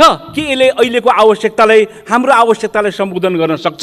सक्दैन। स्वास्थ्यमा जस्तो किसिमले हामीसँग भएका अस्पतालहरू, हामीसँग भएका स्वास्थ्य चौकीहरू, हामीसँग भएका स्वास्थ्य कर्मीहरूको व्यवस्थापन हामीले गर्न सकेका छैनौँ। जिल्ला अस्पतालहरूमा आज डाक्टर छैनन्, आज औषधि छैन, आज पिपिई छैन, आज त्यहाँ टेस्ट गर्ने इक्विपमेन्ट छैन, आज त्यहाँ यस्तो खालको परिस्थिति छ जसको यहाँ व्यक्त गर्न सकिँदैन। तर त्यो बेलामा फेरि यो सैद्धान्तिक कुरा गरेर अस्पताल बनाउँछु, फलानु गर्छु, ढमाक गर्छु भनेर यो कुनै हुने परिस्थिति म देख्दिनँ। त्यसकारण यो बजेटले त्यता पनि ध्यान दिएको छैन। अर्कोतिर सिँचाइको कुरा, म सिँचाइको कुरा हेर्दै थिएँ। सिँचाइको कुरामा पनि के भने 74-75 सालमा हाम्रो कहाँ जम्मा 14,73,000 हेक्टर जमिनमा सिँचाइ भयो। तर 75-76देखि मैले मन्त्रीजीको बजेट हेर्दैछु, 75-76मा 5 वर्षमा सम्पूर्ण जग्गामा सिँचाइ गर्ने भनेको त्यो वर्ष जम्मा हामीले कति गरेछौँ भने 14,74,000 हेक्टरमा सिँचाइको सुविधा गरेछौँ। सम्पूर्णमा गर्ने भनेको 1,000 हेक्टरमा। अर्को आर्थिक वर्षमा आउँदाखेरि 14,76,000 पुगेछ। अहिले यो आर्थिक वर्षमा के भनेको छौँ भने 22,000 हेक्टर जमिनमा सिँचाइ गर्ने खालि भूमिगत परियोजनाबाट मात्रै सम्भव छ। मन्त्रीज्यू, विगत 3 वर्षको बजेटलाई हेर्दा जम्मा हामीले 3,000 हेक्टरमा सिँचाइ गरेका छौँ। अहिले हामी केवल भूमिगतबाट मात्रै हामी के भन्दैछौँ भने 22,000 हेक्टरमा हामी सिँचाइ सुविधा पुर्याउँछौँ। के यो सम्भव छ? तपाईँको बजेटले त्यो अनुसारले काम गरेको छ? हिजोको बजेटहरू त्यसरी परिचालित भएका छन्। राष्ट्रिय गौरवका योजनाहरूको हालत के छ आज? आज मुलुकमा भएका राष्ट्रिय गौरवका योजनाहरू पनि छैनन्। कमसेकम तपाईँले एकमुष्ट बजेट यसमा लिएर आउनु पर्थ्यो कि 2 वर्षभित्रमा मुलुकमा भएका राष्ट्रिय गौरवका योजनाहरू हामीहरू सञ्चालन गर्छौँ। तपाईँले यो कनिका छरे जस्तो पैसा छरेर बसतिर छरेर के अर्थ, के उपलब्धि? भएको रकमको खर्च पनि राम्रोसँग गर्न नसक्ने। हुन त चारबागले भनेका छन्, चारबागले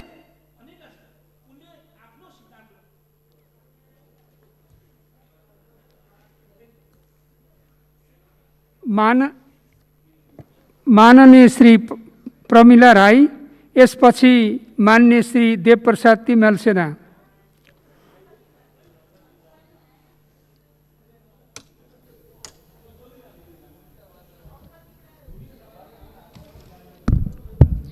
सम्माननीय सभामुख महोदय, विनियोजन बजेट वक्तव्य 77-78 को बजेट प्रस्तुत भएको छ।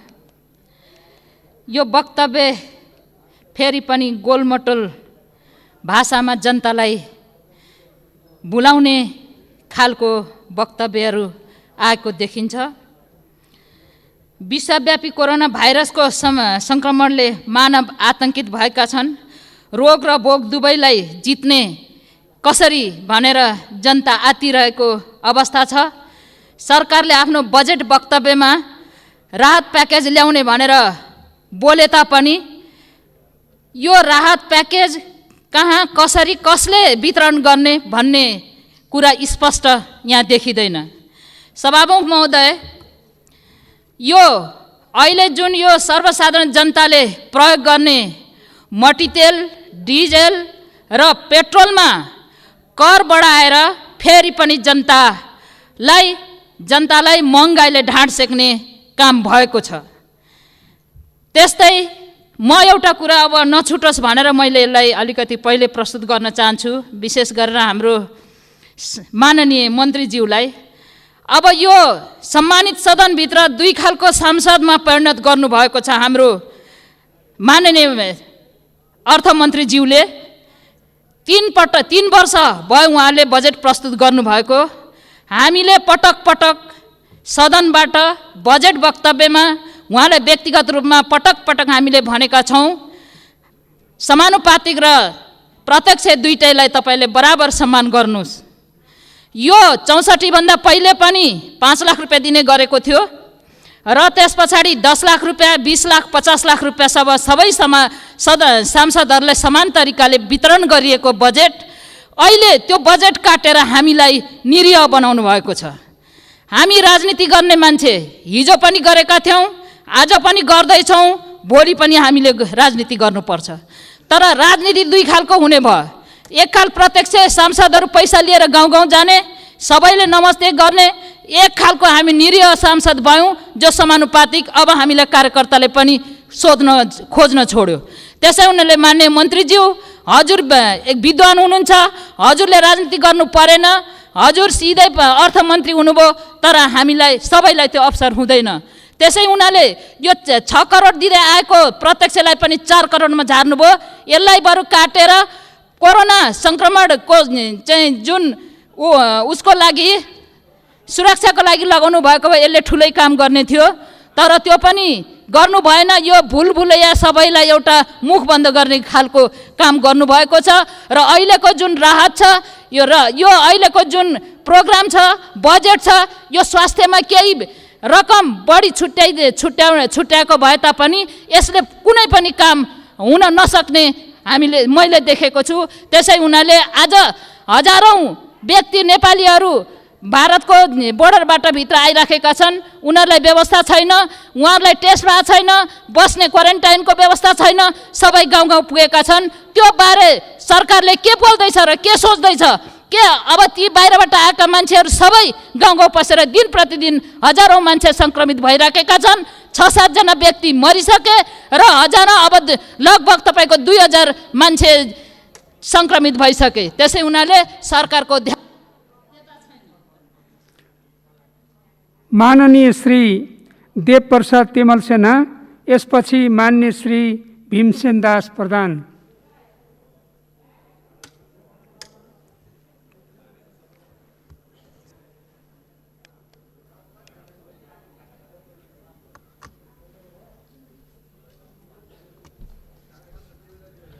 सम्मानीय सभामुख महोदय, यो विनियोजन विधेयकमाथि धेरै मान्यजीले राखिसक्नु भएको छ। म 2-4 कुरा मात्रै यसमा राख्न चाहन्छु। जुन विगतमा कर लगाइयो, त्यो करलाई चाहिँ छुट दिने र लगाएको करलाई कुनै ठाउँमा दोबरी गर्ने। रक्सीकोमा कर लगाइएन यसपालि। किन लगाइएन? बजारमा हुन्छ यो रक्सीमा त करै लागेन यसपालि, किन हो? के को कारणले? विद्युतको गाडीमा चाहिँ छुट दिने भनेको थियो, त्यसमा चाहिँ छुट पाएन भन्ने कुरा अत्यन्त ठुलो सरकारको आलोचना भएको छ। यसलाई यथार्थ विगतमा हिँड्दैछ पाइला मेट्दैछ जस्तो भयो। विगतको सरकार विगतको पालामा उहाँ अर्थमन्त्रीजी हुँदा छुट दिने कुरा आयो, अहिले आएर छुट नदिने कुरा आइसकेपछि के चलखेल भयो? सरकार कुरा एकतिर, काम कुरो एकातिर कुम्लो बोकी ठिमतिर हो कि भन्ने कुरा आएको छ। त्यसमा सरकारले ध्यान दिन आग्रह गर्न चाहन्छु। र अहिले हामी तराईतिरबाट फोन गर्छन्, मिठामा नि कर लगाएको छ। मिठा भने गुडमा पनि कर लगाएको छ अरे। मिठाको कर लगाएर हामीले पेलेका मिठाको कर लगाएर सांसदले तलब खाने भनेको छ। त्यो के हो? अर्थमन्त्रीजीले स्पष्ट पार्नु होला। मिठामा कर लगाएर तलब नखाउँ, भत्ता नखाउँ होला है। म सभामुख महोदयको मार्फतबाट अर्थमन्त्रीज्यूलाई आग्रह गर्न चाहन्छु। र तराईमा अहिले 2 नम्बर प्रदेशमा भयावह स्थिति छ कोरोनाको कारणले। अहिले 10,000 को हाराहारी रौतडमा मात्रै छ। न क्वारेन्टाइन छ, न आइसोलेसनको राम्रो व्यवस्था छ। मैले पटक पटक मन्त्रीजीलाई आग्रह गरी, सचिवलाई आग्रह गरी, विभागको डिजीलाई आग्रह गरी त्यस स्वास्थ्य सामग्री पठाउनु पर्यो। मैले सभामुखलाई पनि आग्रह गरेको छु, सम्मानीय सभामुखज्यूलाई नि तपाईँले रुलिङ गर्नलाई बोल्न पाइयो। त्यसकारण त्यहाँ बजेटै छैन भनिन्छ। छैन। हिजो पनि भन्यो बिहान 3 बजे जान्छ भने 500 भिटिएम गयो। 10,000 चाहिँ मान्छे क्वारेन्टाइनमा राखिया छ। 10,000 जाँचको लागि कति जान्छ? जम्मा 500 कति स्वास्थ्य सामग्री छन् त्यतातिर चाहिँ दिनलाई पैसै छैन भने यो संसदको तलबदेखि लिएर मन्त्री राष्ट्रपति कसको काटेर हुन्छ, जनतालाई बचाउनु पर्छ, त्यतातिर दिन आग्रह गर्छु। प्रधानमन्त्री राहत कोषमा 2 अरब कि कहिले मरिसकेपछि खर्च गर्ने हो, कहिले खर्च गर्नुहुन्छ, कहिले ल्याउनुहुन्छ? सरकारले मान्छे मरिसकेपछि पैसा खर्च गर्ने हो, बचाउनु परेन? त्यतातिर खर्च गर्न आग्रह गर्न चाहन्छु। र सम्मानीय हाम्रा मदन भण्डारीको नाउँमा चाहिँ के अरे यो विश्वविद्यालयहरू राख्ने छ, एउटा मात्रै नेताको नाममा नदिउँ, सबै नेताको नाममा दिउँ न। अहिले त सुनिन्छ उहाँको मात्रै नाममा चाहिँ पैसा खर्च गर्ने, पुष्पलालको नाममा नराख्ने, बिपी कोइरालाको नाममा नराख्ने, गणेश मानजीको नराख्ने, जीवराज आशिषको नाममा नराख्ने, सबैमा राखौँ न। यो लोकतान्त्रिक आन्दोलन गरेर यो ठाउँमा पुर्याउने नेताहरूको नाममा राख्नलाई के आपत्ति पर्यो? मनमोहनजीको नाममा राख्नलाई तपाईँहरूलाई के आपत्ति पर्यो? पुष्पलालजीको, जीवराज आशिषको एकै दिन दुर्घटना भएको होइन? सबैको सम्मान गर्न सिकौँ न। त्यतातिर गर्न पनि म सरकारलाई सम्मानीय सभामुख मार्फत सरकारको ध्यान आकर्षण गर्न चाहन्छु। र बिउ बिजन किसानमा दोबरी गर्ने भनेको छ, मुखले मात्रै दोबरी गरेर हुन्छ, भाषणले मात्रै गरेर हुन्छ? धन्यवाद। माननीय श्री भीमसेन दास प्रधान, यसपछि मान्य श्री तेजुलाल चौधरी।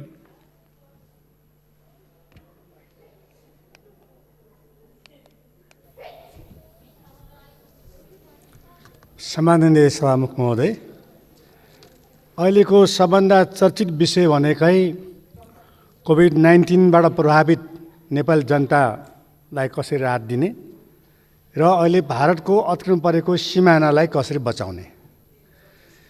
त्यसैले यो दुईटा कुरामा अहिले विशेष सम्बोधन गरिनुपर्छ अहिले।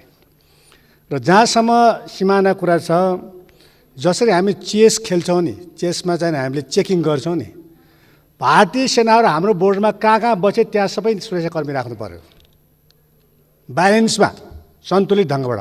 र उनीहरू बसाइएको चाहिँ व्यवस्थित गर्नु पर्यो, त्यो गोठमा राख्नु भएन। त्यसको लागि सुरक्षाकर्मीको लागि चाहिँ पैसा बढाउनु पर्यो। यो पैसा पुगेको छ डिप्लोइमेन्टको लागि।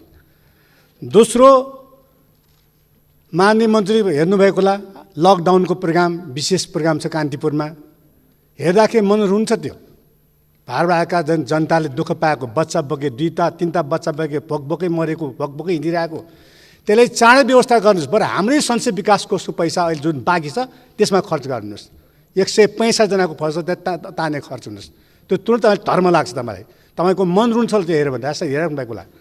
तेस्रो, काठमाडौँ भ्यालीलाई कसरी स्वच्छ सफा हराभरा बनाउने। तपाईँले इलेक्ट्रिक भेहिकलमा डलरलाई सञ्चित गर्नलाई 80% भनेर बढाएको छ।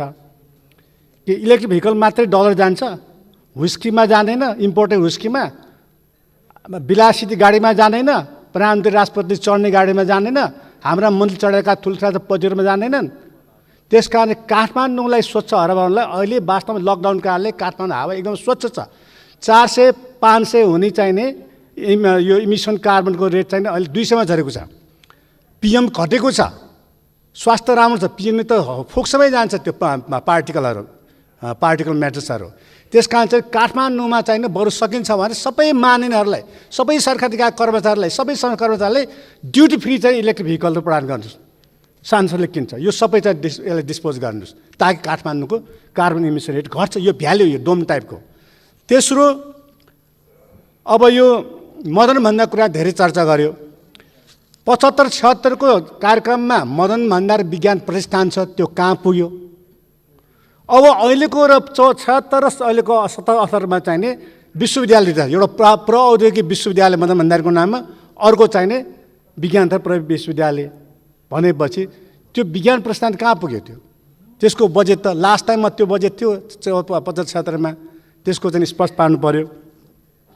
र सांसद विकास कोषको बारेमा तपाईँलाई थाहा छ होला, उहाँ वास्तवमा सांसद विकास पक्षमा हुनुहुन्न उहाँ सुरुदेखि नै, तर धेरै पार्टीका साथी दबाबमा उहाँले 75,000 मात्रै राखेको। उहाँ त विद्वान मान्छे, यस्तो यो वास्तवमा यो लगानी स्थानीय सरकारपछि बन्दै गर्नुपर्ने हो। हाम्रो सरकार पार्टीले निर्णय गर्दाखेरि पनि तपाईँले यसपालि यत्रो कोभिडको महामारीमा पनि संसद विकास कोषलाई चाहिँ अप्रत्यक्ष घुमाउरो पार्टीले 4 करोड र अर्को के त्यो स्ट्राटेजिक रोडमा चाहिँ 2 करोड 6 करोड दिनुभयो होइन। यो त मौका थियो तपाईँले यसबाट हटाउनलाई, तपाईँ हटाउन सक्नु भएन होइन। अब जहाँसम्म यो समानुपातदेखि सांसद कुरा, अब अर्को पटक सबै समानुपातले चुनाव लड्नु पऱ्यो कि। अब हामी चाहिँ समानुपात जाने प्रदेश निर्वाचन, अब तपाईँहरू समानुपात आउनु पऱ्यो। अनि त्यो भए पो बालिस हुन्छ के, पार्टीलाई त्यही निर्णय गर्नु पऱ्यो। यो जहिले पनि समानुपात पाएन भन्ने कुरा होइन। अब वास्तवमा हामी त यो दिन्छु त्यो दिन्छु यो गर्छु भनेर हामी प्रत्येक जनता बिचमा गएर आएकै हो नि, हामीले मार्छ त्यहाँ दिएन भने। तैपनि म चाहिँ वास्तव पर्सनल चाहिँ यो संसद विकासको चाहिँ खाली हुनुपर्छ लाइनको मान्छे हो।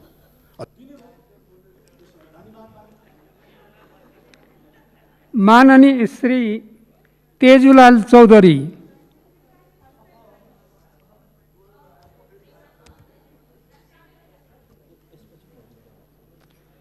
यसपछि मनकुमारी जीसी।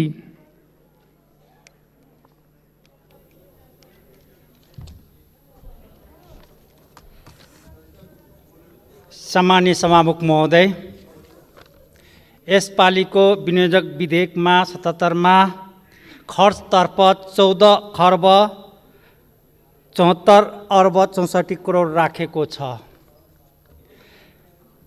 लास्ट इयर हामीले अर्थमन्त्रीजी बाहिर जाँदै हुनुहुन्छ, लास्ट इयर हामी कति खर्च गऱ्यौँ, यसपालि हामी यति बजेट हामी खर्च गर्ने बजेट राखेका छौँ।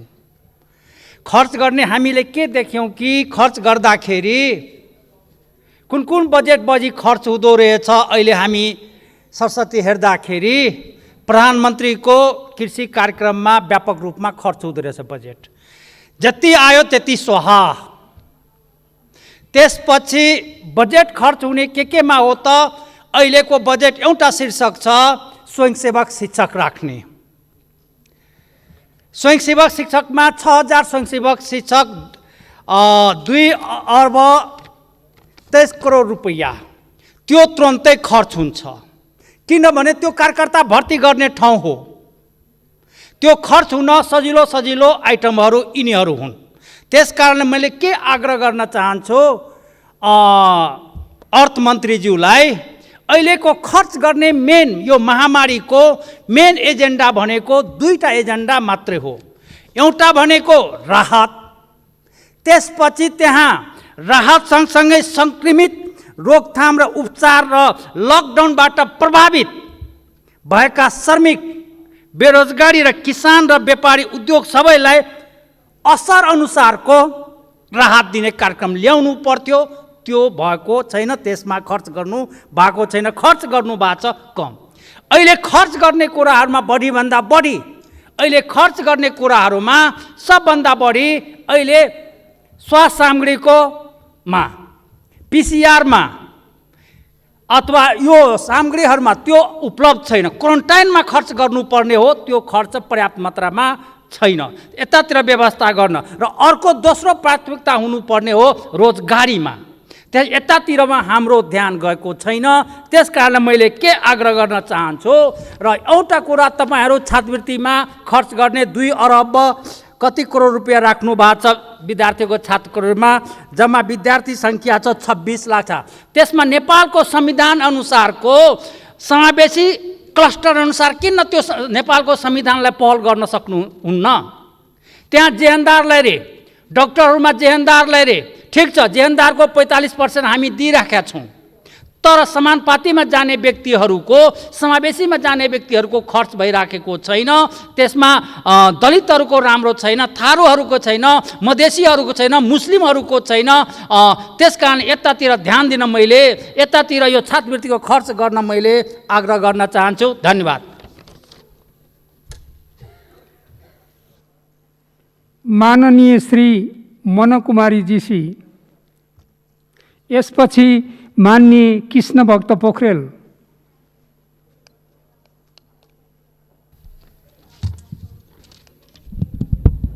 सम्माननीय सभामुख महोदय, माननीय अर्थमन्त्री डाक्टर युवराज खतिवडाले विनियोजित विधेयक 2077 माथि विचार गरियोस् भन्ने जुन प्रस्तुत प्रस्तावमाथि जुन विचारहरू सुनियो र माननीय सांसदज्यूहरू जो धेरै अग्रजहरू पनि हुनुहुन्छ, धेरै बुझ्ने पनि हुनुहुन्छ र धेरै महत्त्वपूर्ण योगदान दिँदै देशको लोकतान्त्रिक परिपाटीमा अगाडि बढ्नु भएको पनि हुनुहुन्छ, त्यस कारणले गर्दा उहाँहरूप्रति मैले त्यत्तिकै शब्दमा, त्यस्तै भनाइहरूमा र त्यस्तै अभिव्यक्तिहरूमा मैले माननीय अर्थमन्त्रीज्यूलाई त्यो शब्दलाई दोहोऱ्याउन त चाहदिनँ। तर मैले यो 3 वर्षको अनुभवमा मैले सबैलाई के आग्रह गर्न चाहन्छु भने हामी एउटै परिवारका सदस्यहरू, समुदायले माननीय सांसदहरूलाई धेरै परिवर्तनको सम्भाग मानिराख्नु भएको छ। हामीले एक अर्कोमाथि गरिने जुन खालका टिप्पणीहरूले समुदायमा कस्तो प्रभाव पर्छ र हाम्रै मनहरू पनि कति चर्किएका हुन्छन् भन्ने हेक्का राखेर त्यसलाई पुनरावलोकन गरेर यहाँहरूले हेर्नुहुनेछ। मैले यति मात्रै भन्न चाहन्छु, ताकि यहाँ हामीले जुन यथार्थ धरातलमा रहेर यो अहिलेको नीति कार्यक्रम बजेटदेखि अहिलेसम्म आएको छ र देशको स्वाभिमानका खातिर सीमा सुरक्षादेखि लिएर कोभिड-19सँग जुझ्नका लागि शिक्षा र स्वास्थ्य क्षेत्रमा जुन अग्रभागमा रहनुभएका स्वास्थ्य कर्मीहरूलाई प्रोत्साहन गर्ने गरी अगाडि बढिएको छ भनेर जनताहरूले एउटा खुसीको सन्देश प्राप्त गरिरहेको बेलामा हामीले निराशाको बिउभन्दा पनि गर्न सकिने सम्भावनाका कुराहरू के हुन् भन्ने सन्दर्भमा रचनात्मक टिप्पणी दिएर गर्दाखेरि उपयुक्त होला। एकातिर लथालिङ्गी अवस्था छ भन्ने र अर्कोतिर चाहिँ हस्पिटलहरूमा खर्च गर्नु हुँदैन भन्ने जस्ता कुराहरूले कतिसम्म त्यो न्यायिक हुन्छ भन्ने कुरा लागिरहेको छ। र अर्कोतर्फ यहाँ महिलादेखि लिएर सुरक्षित मातृत्व प्रजनन स्वास्थ्यका कुराहरू आएका छन्। हामीले लान्छना लगाउँदाखेरि पनि हामीले विचार गर्नुपर्ने हुन्छ। जहिले पनि हामी मन्त्रालयमा जाँदाखेरि के समानुपातिक के प्रत्यक्ष हामीलाई मन्त्रीहरूका ढोका खुला भएको अनुभूति हामीले गरेका छौँ भने त्यही अनुसार हजुरहरूले पनि गर्नुपर्छ जस्तो लाग्छ।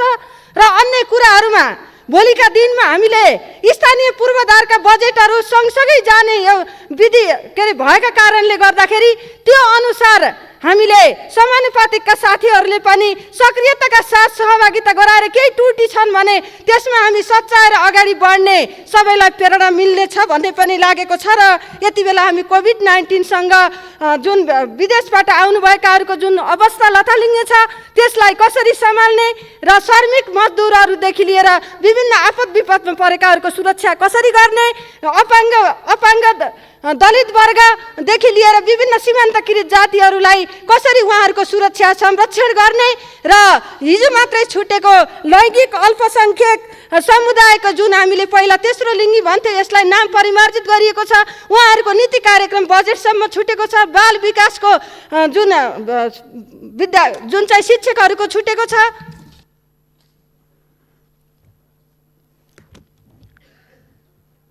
माननीय श्री कृष्णभक्त पोखरेल।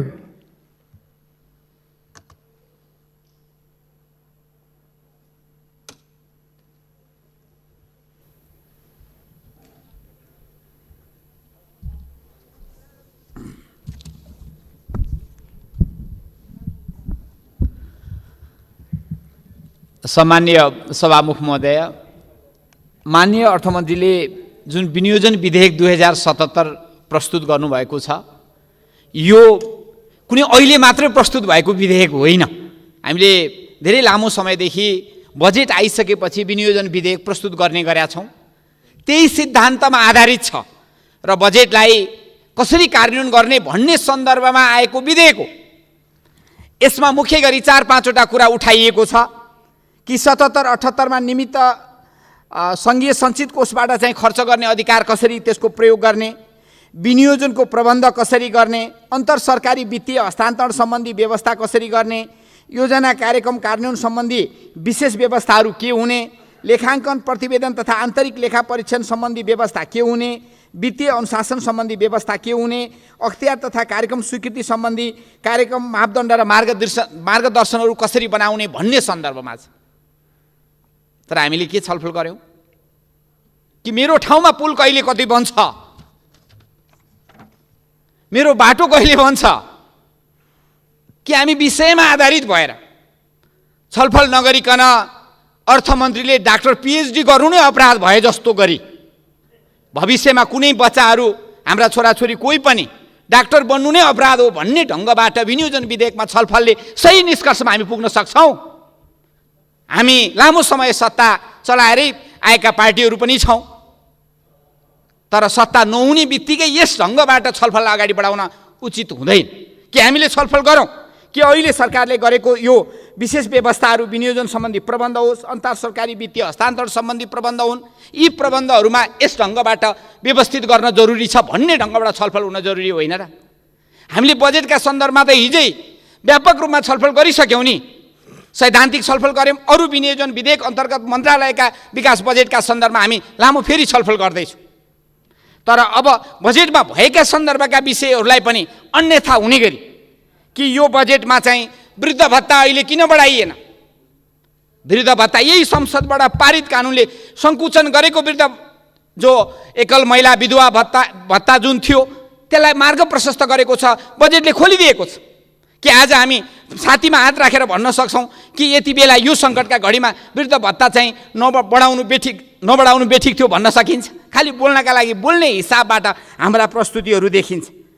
त्यसै गरी यो अहिले सिमानाका सन्दर्भमा यो अहिलेको सरकारले जुन ऐतिहासिक निर्णय गर्यो, हामी सबैले गर्व गर्ने, सरकारको मात्रै होइन हामीले पनि समर्थन गरेको भनेर गर्व गर्न पर्ने ठाउँमा सीमा रक्षाका सन्दर्भमा के गरेको छ कि नक्सा ल्याएर अब संविधान संशोधन गरेर त्यो ठाउँलाई आफ्नो अधिकार कायम गर्ने हिसाबबाट सरकार गएको कुरामा त हामीले गर्व गर्ने हो, सिङ्गो संसदले गर्व गर्ने हो, एउटा पार्टीले मात्रै गर्व गर्ने विषय होइन भन्न पर्ने ठाउँमा यो ढङ्गबाट छलफल अगाडि बढाउने हिसाबबाट आएको छ।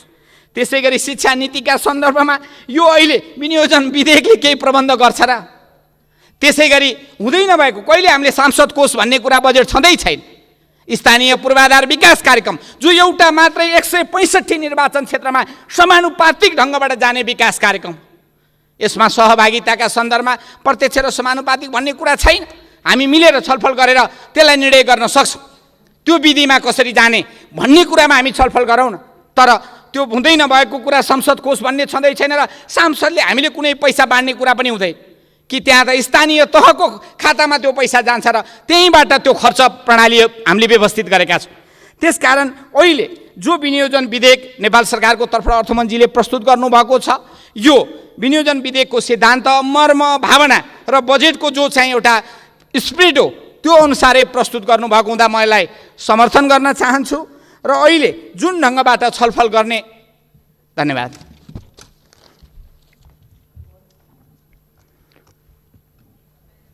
अब माननीय अर्थमन्त्री डाक्टर युवराज खतिवडालाई छलफलमा उठेका प्रश्नहरूको जवाफ दिन अनुमति दिन्छु।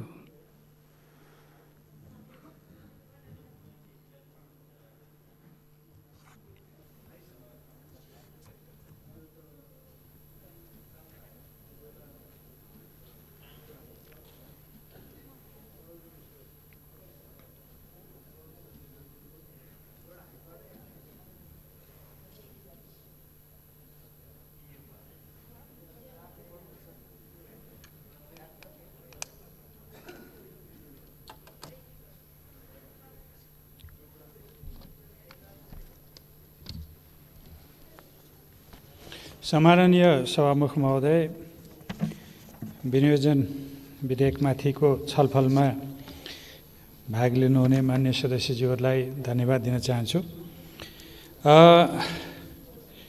प्रतिपक्षको मान्य सदस्यज्यूहरूले बोल्न बाँकी रहेका सबै विषय आज यहीँ एकैचोटि बोलिदिनु भयो। कर भन्सार सम्बन्धी छलफल छ, आन्तरिक ऋण सम्बन्धी छलफल छ, अरू सबै छलफलहरू सम्बन्धित विधेयकहरूमै छलफल हुने विषयहरू र बजेटको सिद्धान्त प्राथमिकतादेखि बजेटको सामान्य छलफलमा हुने कुरा पनि अहिले नै राखिदिनु भयो र त्यसपछि अन्त्यमा डाक्टरहरू सबै खराब भनेर भनिदिनु। आफ्नै पार्टीकोलाई भन्नुभएको भए त मलाई के आपत्ति छैन, अरू पार्टीतिर नभन्दा राम्रै होला। मैले चाहिँ यति अनुरोध गर्न चाहेँ।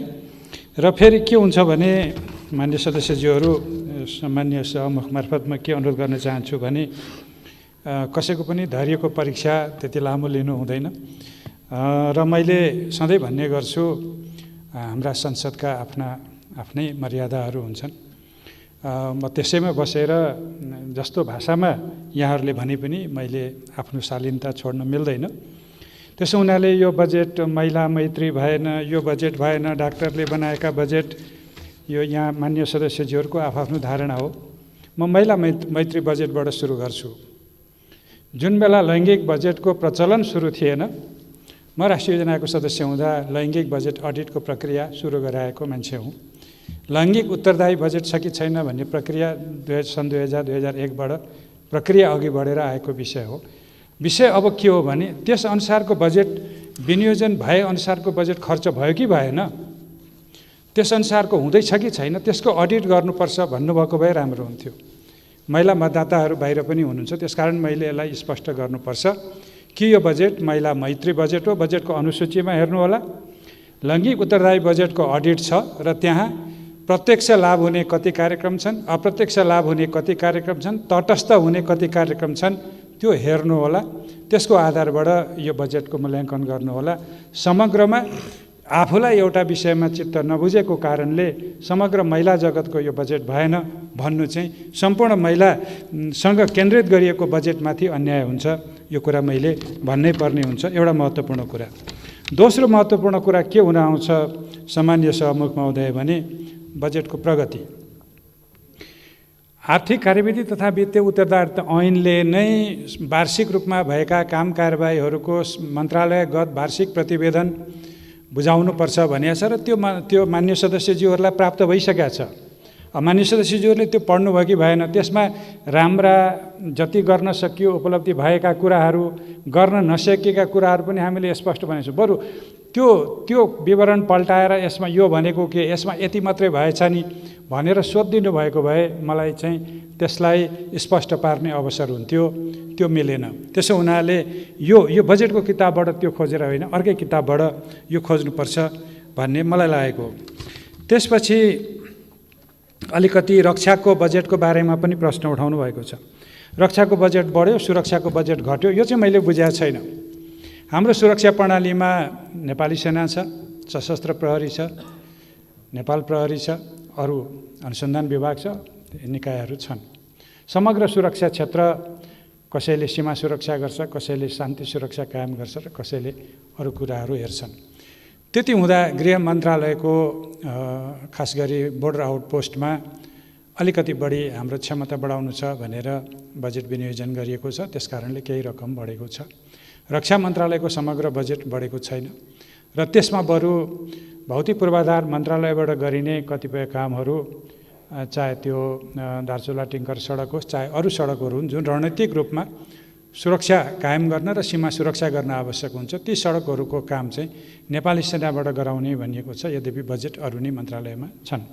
त्यसरी हामीले समग्रमा सीमा सुरक्षाको लागि नै बजेटलाई केन्द्रित गरेका छौँ। कोरोनाबाट सङ्क्रमण रोक्ने र चाहिँ सीमा सुरक्षा गर्दै आर्थिक पुनरुत्थानको क्षेत्रमा अघि बढ्ने, त्यसलाई यहाँहरूले त्यो चाहिँ बुझिदिनु हुन पनि म अनुरोध गर्दछु। तेस्रो कुरा उठाउनु भएको छ स्वास्थ्य सामग्रीको उपकरणको। यो स्वास्थ्य मन्त्रालयको छलफलमा यावत छलफल होला, म यसमा धेरै प्रवेश गर्न चाहन्न।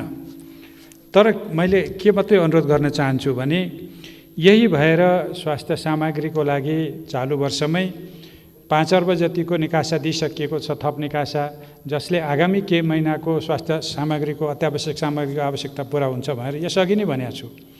त्यसपछि कोरोना सङ्क्रमण रोकथाम सम्बन्धी कोष जुन हामीले बनाएको छौँ, राहत कोष, त्यो कोषको रकमबाट पनि निकासा भएको छ र त्यहाँ अहिले 2 अर्ब 31 करोड रुपियाँ जम्मा छ। त्यसबाट पनि अहिले हामी निकासा गरिरहेका छौँ। अब निकासा भइसकेको कोरोना कोषबाट निकासा हुने रकम र विपद व्यवस्थापन कोषबाट पनि केही रकम परिचालन गर्न सकिन्छ भन्ने त्यो कोषको परिचालन गर्ने रकम र आगामी वर्ष विनियोजन गरेको रकमबाट यिनै उपकरण खरिदमा जाने हो, यिनै सामग्री खरिदमा जाने हो। यही टेस्टको अनुपात बढाउँदै जानको लागि प्रयोग गर्ने हो। त्यसो भएको हुनाले यसमा सरकारको उच्च प्राथमिकता छ र स्रोतको अभाव हुन दिँदैन भनेर मैले अघि पनि भनिसकेको कुरा फेरि मैले यहाँनिर दोहोऱ्याउन चाहेँ। अब अलिकति प्रतिपक्षको राय सुझावहरू सुनिएन कि भन्ने कुराहरू आयो र चाहिँ प्रतिपक्षको मान्य सदस्यज्यूहरूले अलि धेरै आलोचना पनि गर्नुभयो। मलाई के लाग्यो भने यो संसदमा जब बजेट अलि राम्रो हुँदै जान्छ र अति धेरै लोकप्रिय हुँदै जान्छ, त्यति धेरै आवाज विरोधको गर्नुपर्ने हो कि होइन भने फ्याक्टमा बसेर कुरा गरौँ र बजेटले कहाँनिर डिरेल गरेको छ र कहाँनिर बिग्रेको छ। त्यसो हुनाले मलाई के लाग्यो भने समग्रमा बजेट चाहिँ राम्रो भएछ भन्ने नतिजामा पुग्नुपर्ने भयो मैले। किनभने तथ्यमा आधारित भएर आलोचना भयो भने त्यसले हामीलाई राम्रो गर्ने, अझ माथि जाने र अझ पारदर्शी र अझ व्यवस्थित ढङ्गले अघि जानलाई प्रोत्साहितै मिल्छ। तर राम्रो कामको पनि आलोचना धेरै हुँदाखेरि त्यसको फेरि अर्थ अघि मैले भने जस्तै लगाउनु पर्ने हुन्छ। त्यो विषयमा मैले खालि मेरो एउटा कमेन्ट मात्रै राख्न चाहेँ। अब के आयोजनाको विषयमा कुरा गर्नुभएको छ, यो विनियोजन विधेयकको विषयमा राखिएका ऐनका कुराहरूसँग सम्बन्धित छन् यो कुराहरू। अनि अहिले मन्त्रालयगत रूपमा हुने खानेपानीको लक्ष्य कति भयो भन्नुभएको छ, त्यो 92% राखेको थियो, चालु वर्षमा अर्को वर्ष 94 राखेको छ, 2%ले बढाउने नि भनेको छ। अब दार्चुला टिङ्कर सडकको चाहिँ काम हुँदै नै छ, त्यो बजेट सुनिश्चितै छ। अनि भन्सार, यो खास गरी सुर्तीजन्य वस्तुको चाहिँ भन्सार भन्नुभएको छ, त्यो चुरोट सिगार गुर्खाको बढेकै छ। अनि अरू कतिपय कुराहरू चाहिँ यो 22,000 चाहिँ हेक्टर जमिनमा सिँचाइ कसरी हुन्छ भन्नुभएको छ, 5,000 ट्युबवेल र 247 सालो ट्युबवेल र 247वटा डिप ट्युबवेलबाट गर्ने ठुला आयोजना कार्यान्वयन गर्न कोरोनाको कारणले अलि ढिलो हुन्छ कि भनेर छिटो बाटोबाट जान खोजिएको छ। त्यो 5,000 सालो ट्युबवेल र अनि त्यो 247वटा डिप ट्युबवेलले त्यति नै गर्ने भनेर विज्ञहरूले दिनुभएको अङ्क मैले बोल्दैछु। त्यो समेत अरू केही लिफ्ट इरिगेसन प्रोजेक्टहरू पनि त्यसमा छन्। त्यति त हिसाब गरेरै लेखिया हुन्छ, त्यसमा धेरै शङ्का नगरिदिनु होला। अब त्यसपछि अरू केही विद्युतीय गाडी अथवा अरू छन्, यो अर्थ मन्त्रालय सम्बन्धी र कर सम्बन्धी छलफलको बेलामा यसमा छलफल हुने नै छ। मैले यसमा अहिले बोलिराख्नु आवश्यक ठानेको छैन र त्यही छलफलको बेलामा मैले यसलाई स्पष्ट गर्नेछु। यो अनुसूचीमा भएको एमसिसीको बारेमा पनि प्रसङ्ग फेरि पनि उठेको छ। मैले भने त्यहाँ नेपाल सरकारले गर्ने कामहरूमा नेपाल सरकारको पैसा राखिया छ, जग्गा अधिग्रहण गर्ने काम हो, त्यो पैसा छँदैछ। संसदले यसबारे निर्णय गरेपछि त्यसको बाँकी कामहरू अघि बढ्ने हुन्छ। अहिलेलाई त्यो काम हामी नेपाल सरकारले गर्ने कामहरू मात्रै अघि बढेका छौँ। यसमा हुने कुराहरू यति नै हो। धन्यवाद।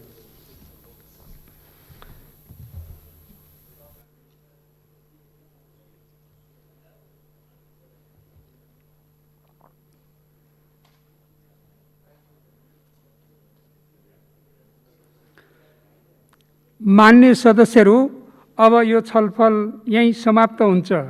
मान्य सदस्यहरू, अब विनियोजन विधेयक 2077 माथि विचार गरियोस् भन्ने प्रस्तावलाई निर्णयार्थ प्रस्तुत गर्दछु।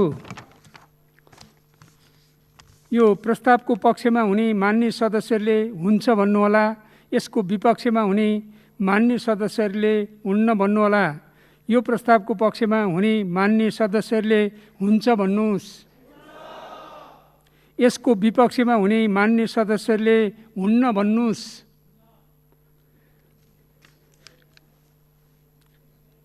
मान्य सदस्यहरू हुन्छ भन्ने पक्षका मान्य सदस्यहरूको बहुमत भएकोले विनियोजन विधेयक 2077 माथि विचार गरियोस् भन्ने प्रस्ताव बहुमतले स्वीकृत भएको घोषणा गर्दछु।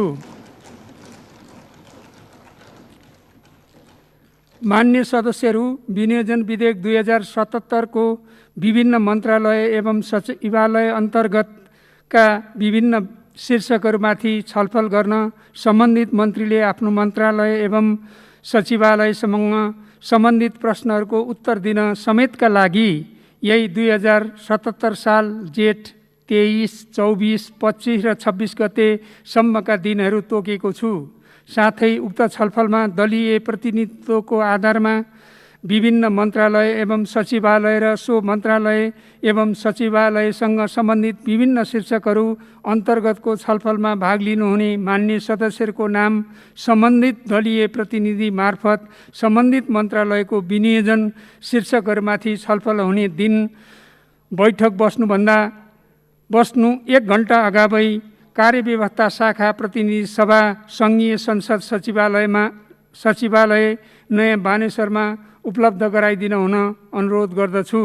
मान्य सदस्यहरू, अब प्रतिनिधि सभाको अर्को बैठक 2077 साल जेठ 23 गते शुक्रबार बिहान 11 बजे बस्ने गरी यो बैठक यहीँ स्थगित हुन्छ।